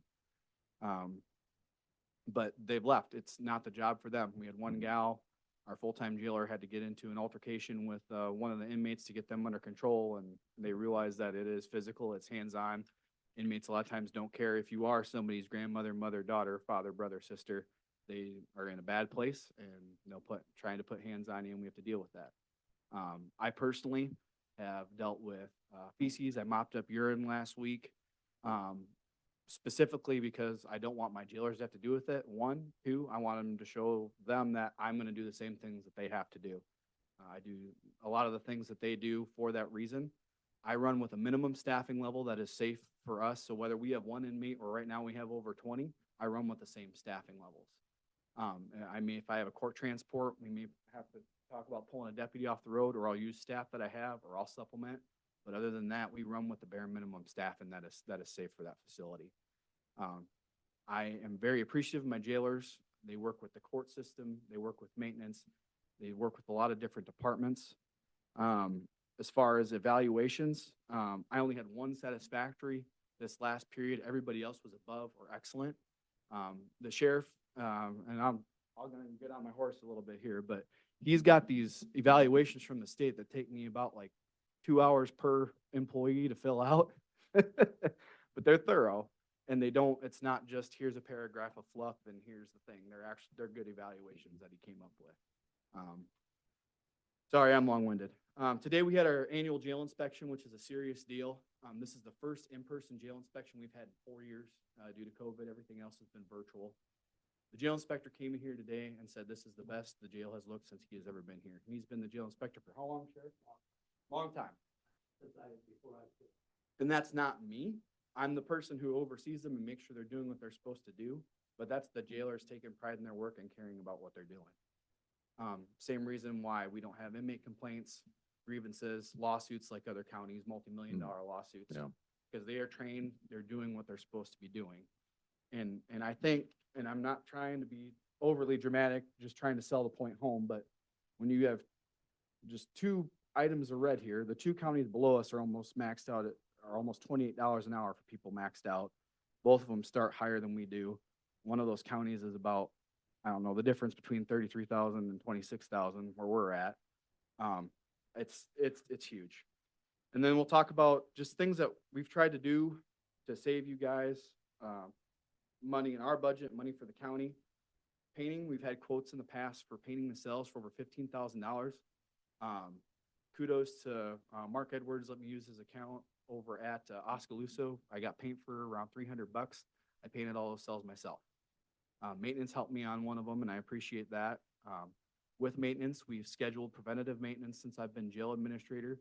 The fixes that we have done have saved the county, I have no doubt, tons and tons of money.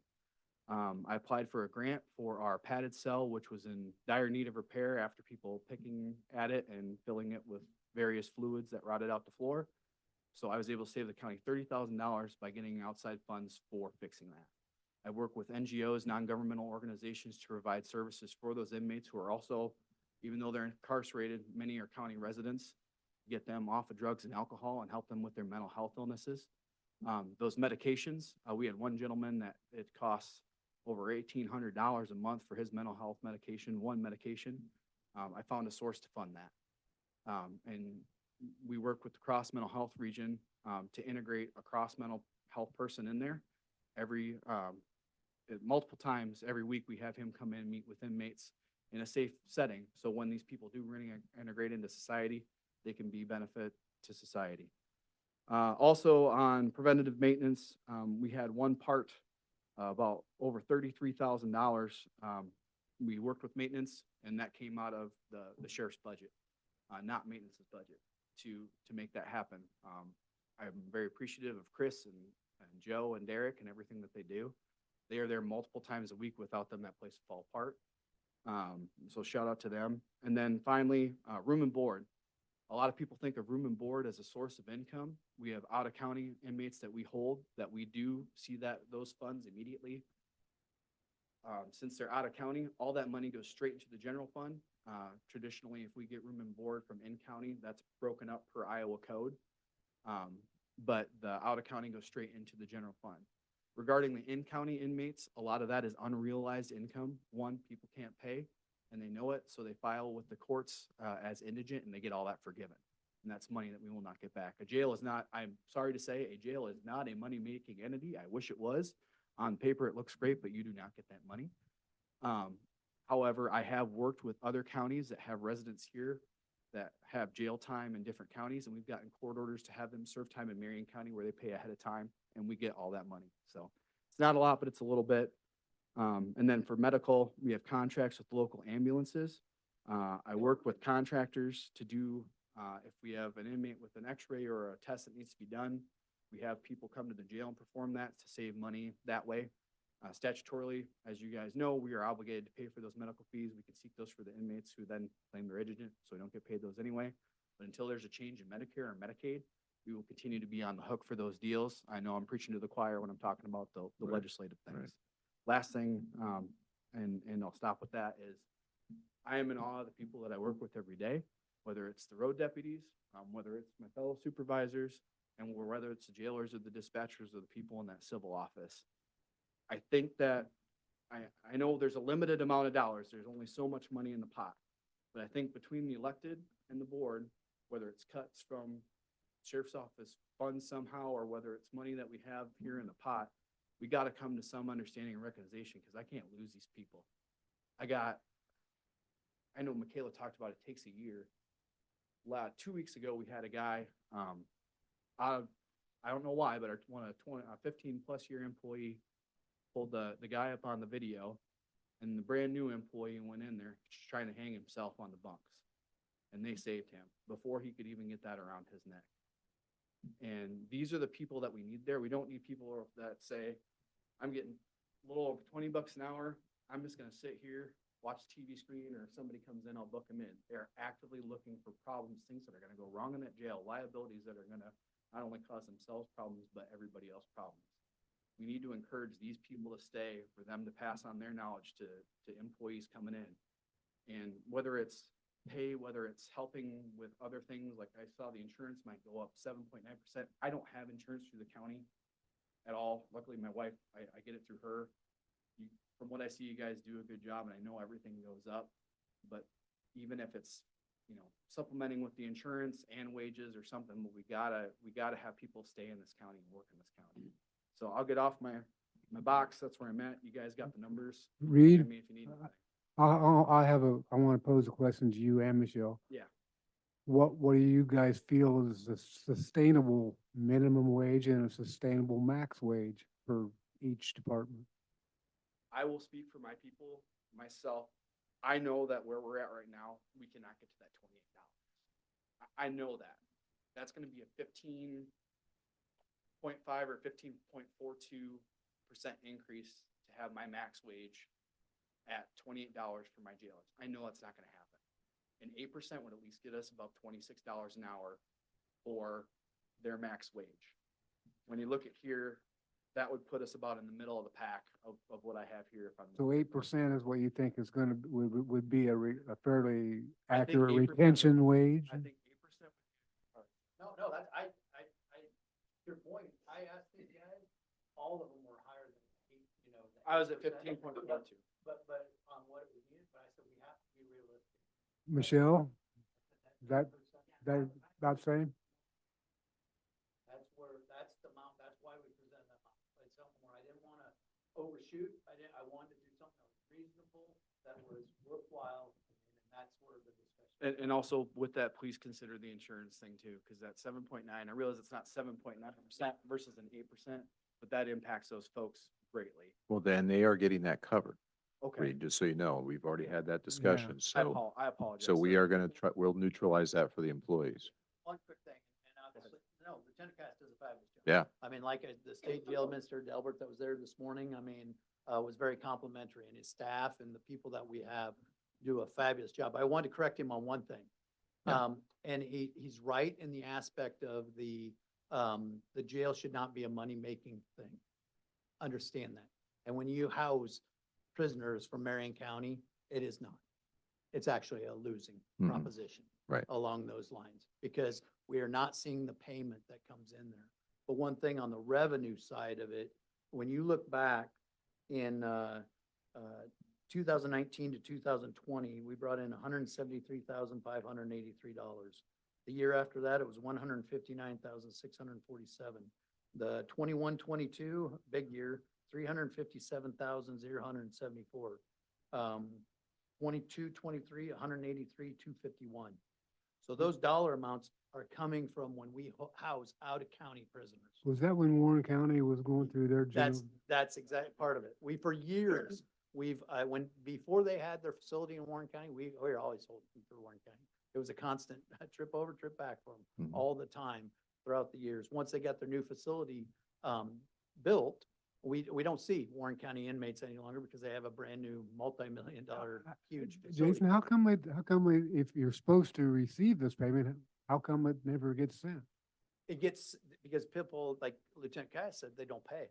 I mean, the judges forgive the expenses, the payment. Okay. That side of Okay. things where it's that debt. Yeah. That Trying is to owed. get them back into society Yes, to it's- work. It's that whole side. The benefit of that- holding out of county prisoners is we get guaranteed payment.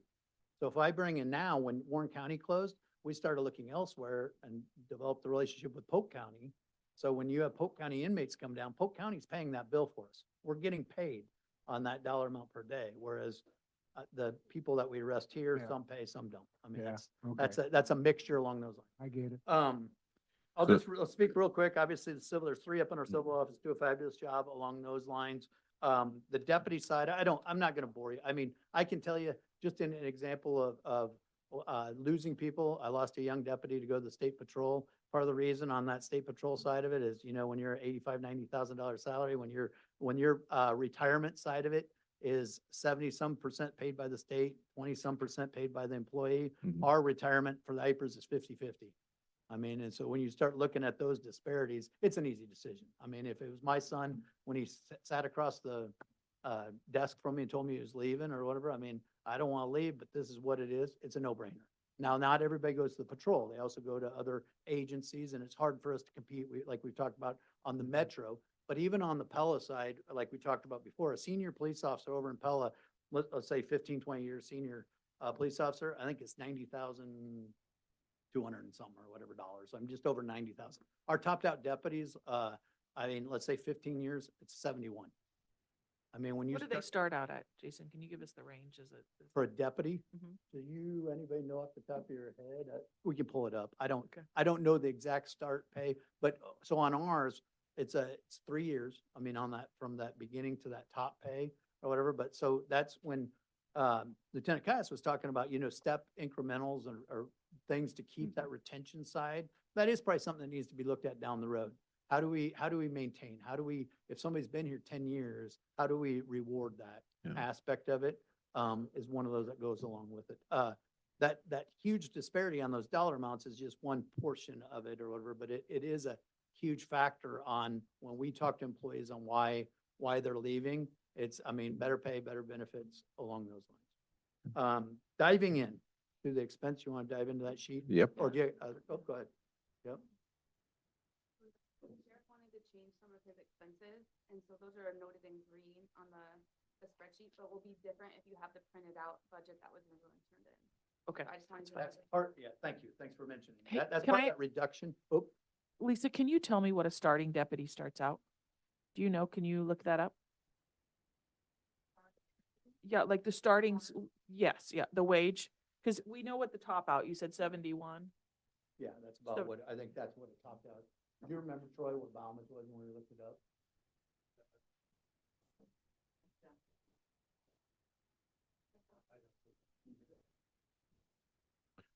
Jason, what's our turnover been over the last several years? I mean, if we're talking about wage, well, Well, you want exact numbers? I mean, I know it's a lot, yeah, but give me I mean, when we're talking about, I know some of it's going to be, I don't like my boss. Some of it's going to be, I don't like county. Some of it's going to be better opportunity. But Closer s- to home.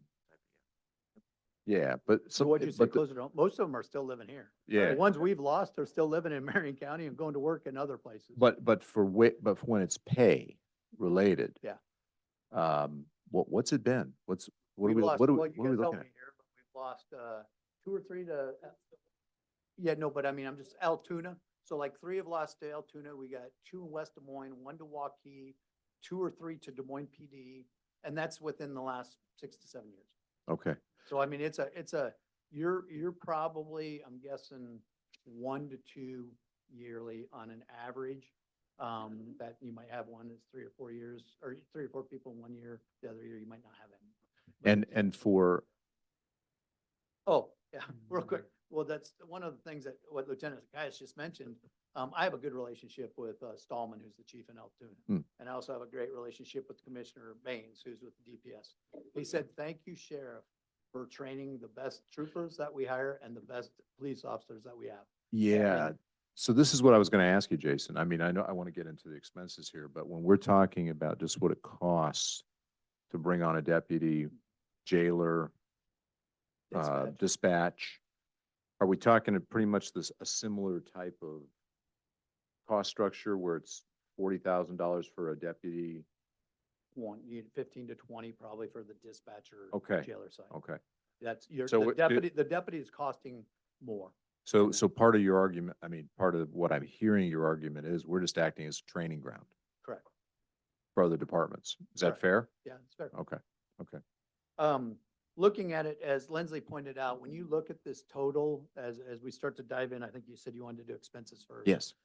part of this too, and Keisha tasked us, some of these numbers are gonna look a little odd or weird in regards to percentages. One of the tasks, and I haven't done the budget amendment aspect of it, but, moving, the expenses to where they really truly need to be. Whether it be Jake, can you help me on the basic rule? Are you dozing off over there during my presentation? On, No, I was looking at the screen. okay, I'm trying to see the lines. but moving that to the right places. So when you look at the number one, like general basic uniform patrol services salary side of it, that side of it or whatever, when you look at that, 934, it's actually, that 838 there, over to the 930, yep, over on, up the other side. Yeah, but when you look at that, that's higher than 8%. That's calculated. It's, the 8% is from the 23 to 24, but there was a changes that we made earlier in that cycle that would have taken effect now. Does that make sense? I'm moving from the one side to the other side with Lindsay. You know how? Yeah. That's what I'm That's what I'm hearing. saying. So this is more accurate. Okay. Yes. Correct. So you'll see as we start to go along with it, other areas on it. For an example, like the mental health deputy side of it there, those costs, as you see in the past, wherever, that's gonna be funded by the mental health region. Now, that's a full payment on that side on the mental health. If you come down to like the next item there, I reduced that from it's 15,528 to 16,771. That's now 5,528. As you get back farther, there's places that were paid for out of part-time employee money. So in all estimate, like Mark and I talked in the past, it was kind of bottom line is a lot of times we went off of. This is a lot more clean version than what we've had.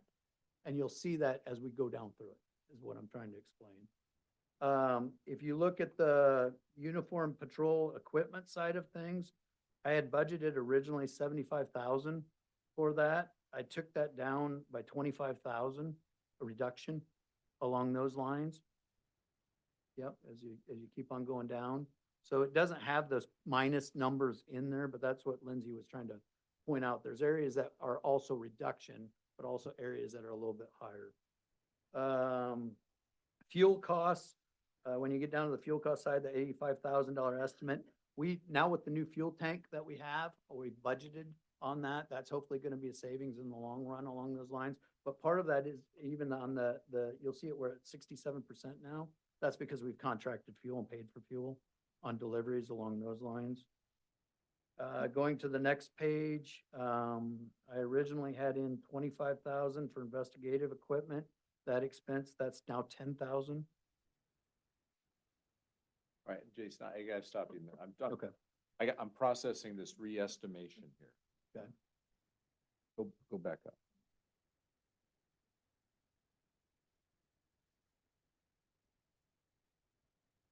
Jake? Yes.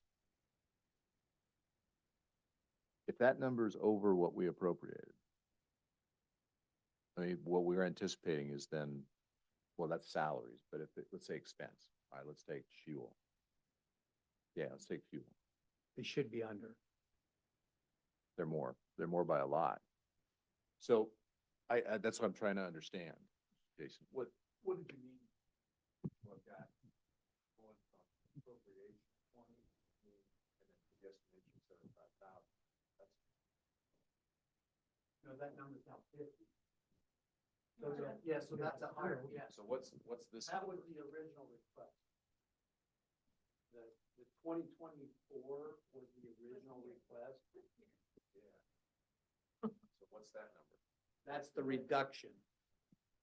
Or the difference. Whenever I look at those, they're more. Like a $30,000 increase. Right, no, yes. I'm sorry. You're correct in this aspect that I know, no, but you're gonna see reductions late. That is one that does increase.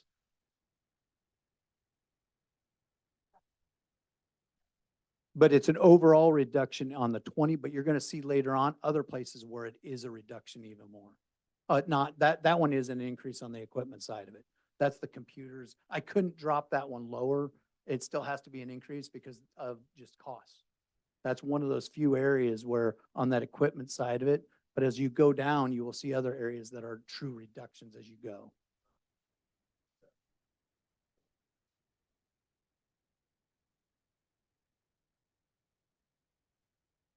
That's the difference. So it's,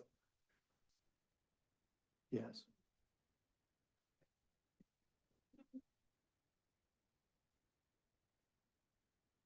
So that. oh. Yeah, yes. Yes. Yeah. Right. So but as you go, as we continue to go down, you're going to see other areas that are that reduction.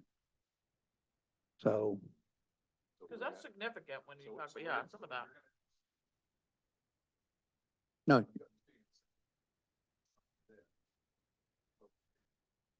Oh.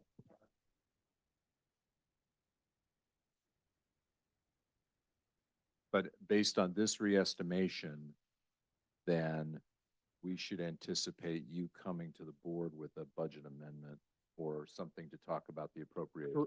Correct. That was part Okay. of what I was mentioning earlier on moving those dollars was part of that for that area. Yes. So because of your reallocation to putting dollars more accurately within different line items, different accounting codes, you've made these changes. Correct. Correct. So if you look at, if you even go, can you go out farther in regards to the salary side of it? Can you come back? Yeah, go back in years.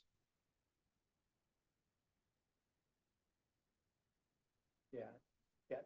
So when you look at the 23 side of that, with that back at the time on that 114%, that's because we were using part-time wages to help pay for that. That was in the different cost center areas. So you'll see like a reduction as we get down lower on where that's maybe zeroed out, but there's an increase on that side.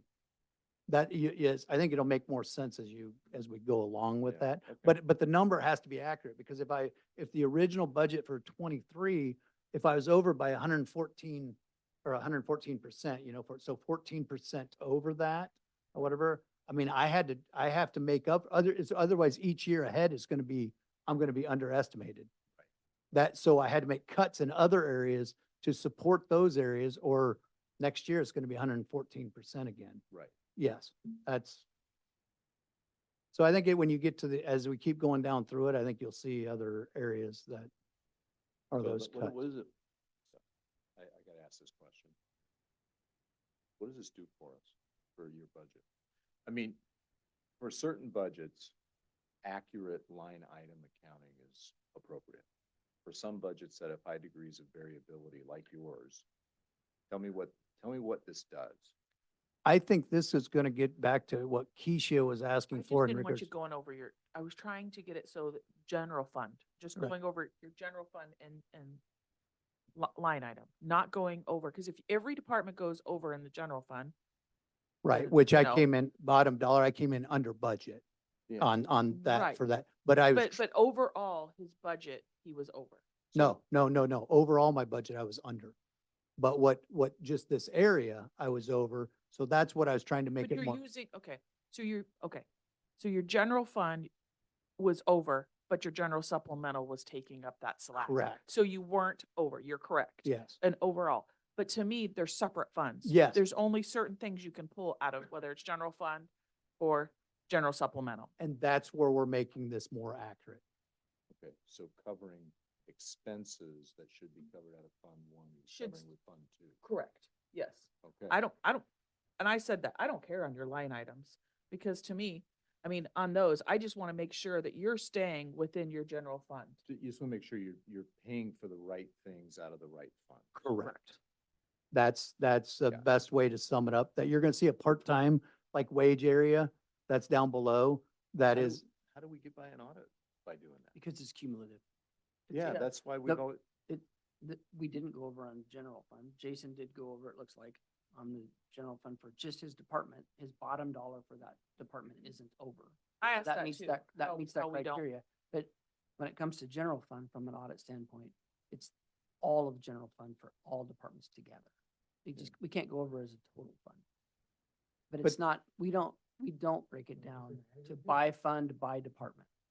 This Okay. will make it more accurate. Okay, as long as you think it'll be more accurate Yes. from a budgeting standpoint. Yes. With the spreadsheet that Fine. Lindsay created and moving forward on different things, I think you're going to see this. I mean, that is one of the goals of the spreadsheet. Yes. Is so that we have more accurate point in time accounting. Correct. That's the goal. And so- that's what this helps do. Okay, got it. I think I was on the second page there. You'll see on, the investigative equipment, for an example, or whatever, that, went back down to 10,000. Yep. Moving on down lower, if you look at it, actually what kind of helps is, can you expand it out to those previous years? Then I can kind of show also where, if you look at 2021, 21, 22, 22, 23 on different ones, what we've tried to do is make those more accurate in the aspect of those dollars also. So if you see like 28, 13, 17 on those dollar amounts, that 27.5 is what that truly is going to reflect. If you keep going down farther on the general basic, the equipment, the 35,000 stays on that. One of the factors that varies in regards to our budget, when you get to the motor vehicle side of things, you can see it's budgeted for 120,000. Can you Yep, highlight yep, that one? yep. Yep. So like this year, we're buying 2 vehicles. If you hit deer, if you do different sides of it, that's a hard one. When I was trying to look at cutting or trying to move dollars, that's a hard one that we've always in the past been a little over on.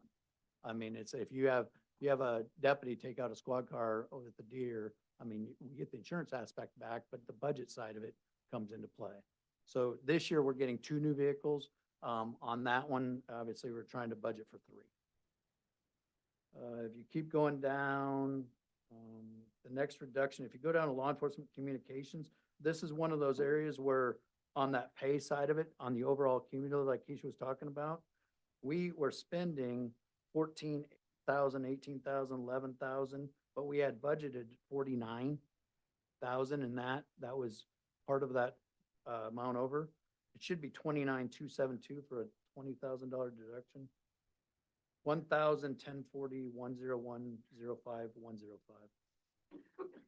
I think we should just kind of go scroll down, and I think it'll be better if we just do, totals. Okay. So the for- difference there, yeah. Yeah, so for our better accounting and reallocation, we're estimating more.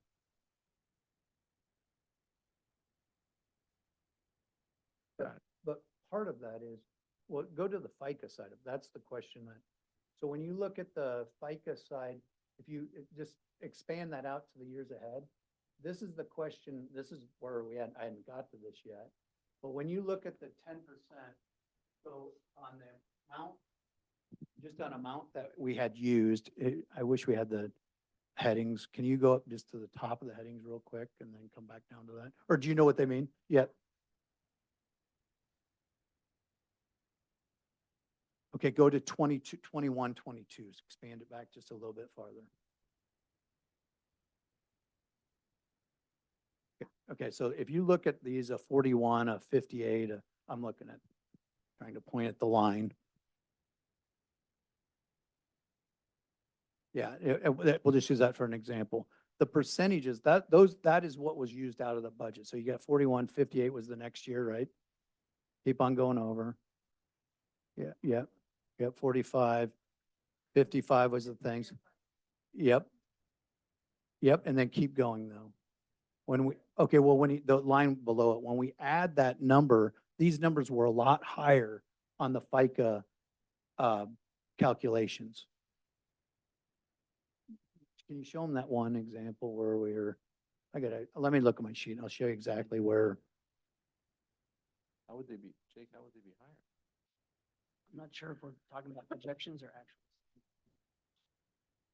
Yeah, that's what, trying to understand that we're really trying to do both at the same time. I think I'm lost. I'm sitting here going, what the heck? Go, I'm trying go to to general follow this. supplemental. Let's just like- go to the general supplemental. Okay, on the general supplemental, if you look at the, just for an example, on the costs, some of these are below the estimates. So when you look at the 0200001000110005,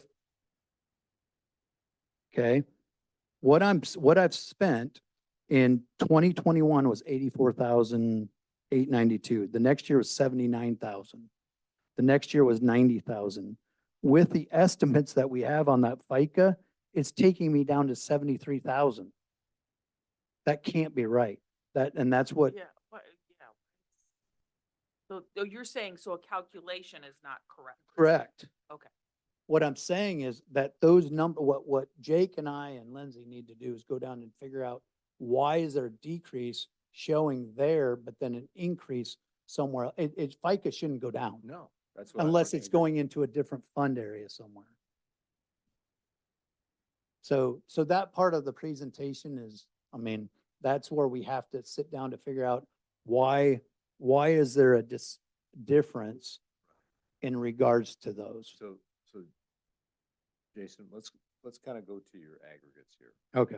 and just, If you go clear to the back, the problem with that, I mean, is going to be, those numbers are going to change. yeah, but that's- when we're are they going to change materially? I mean, we're talking a $20,000 swing potentially on FICA and IPERS. Okay, that's a lot, but when you're talking about a $4 million budget, in other words, can I get close enough Yeah, right now? I before think shooting yes. hand grenades? Yes. I think we can get close enough, but what I'm saying is, I There's want it more accurate. refinement. Yes, I want Got it more, accurate because what I don't want to happen is down the road, the next time we do this, we're still off. So I think we need to get together and talk. Yep. We can.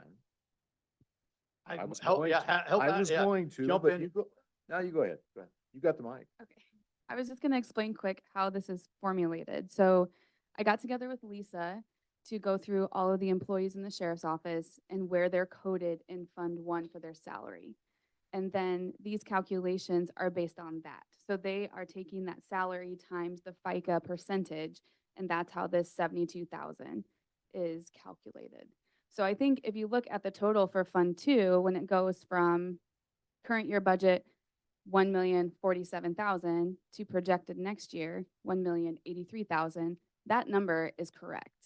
They may be in different line items, but then that's something that we all need to sit down and Yes, discuss if I- people are being coded to the wrong line. Exactly. Okay. I think that Lindsay just summed up Yeah, that's everything what- that I was trying to, yes, Yeah. I say. appreciate that clarity. Yes, thank you. So it's accurate, but it's not accurate for how we Within have the done it. lines. Yes, how we have done it in the past. So, and that's just, I think it's just coding and what coding of No, what area. everything's in the spreadsheet. It Yes. just isn't calculated correctly by line. Or it's not allocated correctly by line. Yeah. So, but your totals are right. That's what you're saying. Got it. That's all I need. All right, so if you go to the very bottom of that, on the expense side, that's what you're looking at for the total difference. Okay. So, So- I mean, so that's we can- 6% or Yeah, I was 6 gonna say point. that 6.98, we can have confidence in Yes, based on the aggregates. Got it. correct. And that's Uh, also including your eights. Yes, Okay. that is correct. And depending what you do on the comp board side will also vary, I mean, on certain Are you areas. plugged in there? Jason? Yes, so, but it's at the 8%. Okay. And then, but like, if you even look at the very top line, there's some that are, let's say it's an 8%. So let's say you decide, well, you want to give the road deputies 8%, but our comp board is less than that, then there's tweaks that have Got to it. be made, but Okay. overall, it's pretty darn close. Okay. I mean, on that. Okay. Any Revenue, I was sorry. gonna say, any questions on the expense side? Clear as mud? Yeah, clear as mud. Steve, got questions? It's 6% is what, or 6.7. Yeah.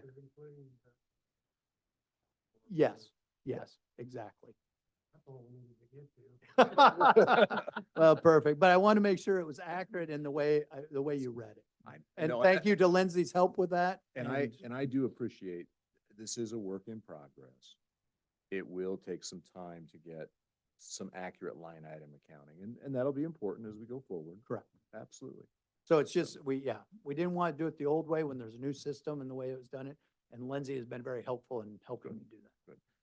Revenue. Revenue side. because Okay, you're so gonna if you pay look for at the this entire revenue, budget. if you want to look at the revenue side of it, nothing on the, COVID aspect of things up above.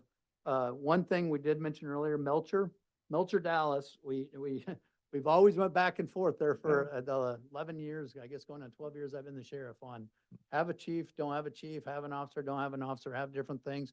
The Melcher Dallas City Council has agreed for a 3-year contract to do everything through us. Okay. So it's $100,000 of revenue that comes in, but we are taking care of all law enforcement in Melcher Dallas. And it's been going great. I Good. think if you talk to the city council and the mayor, I think they're very happy with the way things are going on. Excellent. That's excellent. The next one, if you look on the next line, Knoxville contract, that's on the dispatch aspect of it, 116,500. That's what we bill Knoxville for dispatching through them. They're about 50-50 on our call volume on different things. So that's the cost that we assess to them to do that. Okay. 54,943 is our contract with Corps of Engineers. So those of you that know it, or maybe don't know it, we contract through the Corps for law enforcement sides of it. So we have a lake deputy that from April till October, we have hours assigned on that Thursday, Fridays, actually Friday, Saturday, Sunday are the contract hours, but we also, that deputy also works the road on Thursday to get their time in or whatever, but that's the contract for that. If you keep on going down, the care of prisoners, we've already talked about that side of it. That's that fluctuation on out-of-county prisoners that comes in or not. Flip to the next page. There's one that's an increase there. Sergeant Van Wyk is our task force sergeant on it. That's a payment from the mine central task force has been 10,000. We're hoping to get a double payment in regards to this year. It would take that to 20,000. But he's the supervisor doing a fabulous job over Mine East now. So we've taken on the additional duties. We used to just be East. Mine East. So Mine Central is the Mid-Iowa Narcotics Enforcement, and it's the task force aspect of it. So you have the Metro side, Sergeant Van Wyk. It used to, Pella had a sergeant that was in charge of it. Jasper County's had a lieutenant that was in charge of it. We now, Sergeant Van Wyk's doing a fabulous job and is leading Mine East for the drug task force. Okay. Very good. You keep on going down, the next, everything else is pretty the same on that side of it. If you go to the end of the page, that the fluctuation, if you look back on past years on revenue coming in, 2021 was 601,000. 21-22 was that 919 revenue, almost $1 million. 840. Warren County. Actually, yes, Warren and Polk on that increased, that 300 and some thousand we talked about. Exactly. Brought that in. 840 this year. I mean, we're at 54% of the budget, so just over the 50% at 383. So I'm guessing probably, maybe close to under that 400,000 or 800,000 again. Ballpark idea for revenue. So most all of them are over $750,000 on revenue. When we go back to the expense sheet, and what was that total again for the expense sheet? Five something.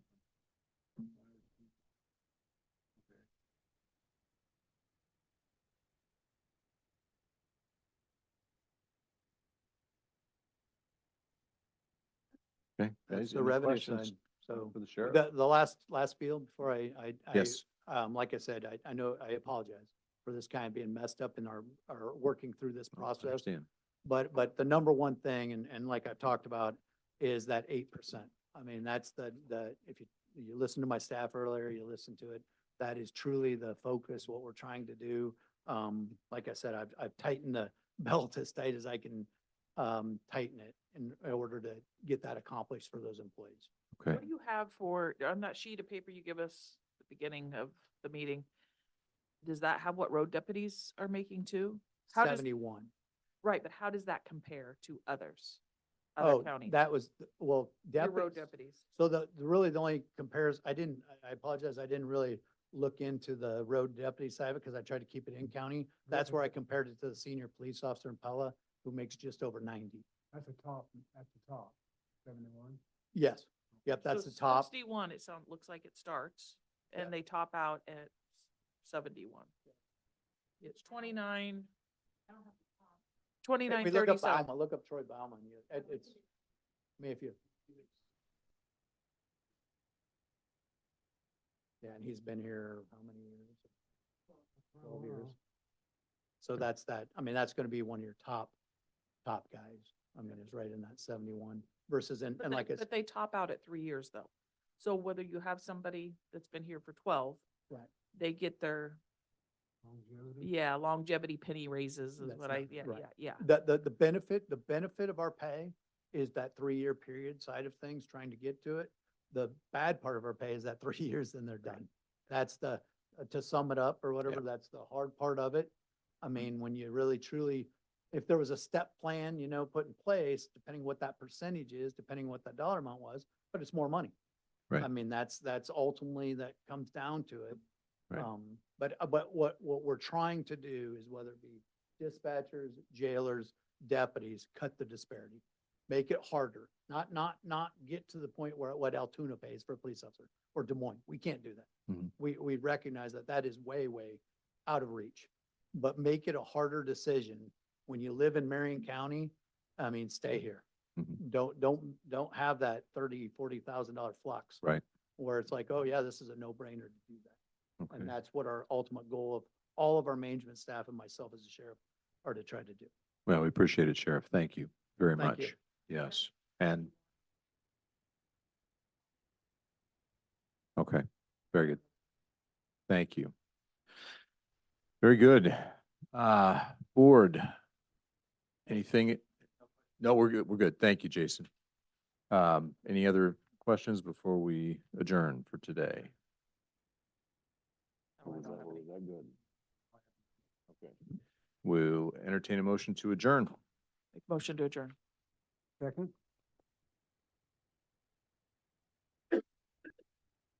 McCombs, Aye. Ramey, Aye. excuse me, Johnner. Aye.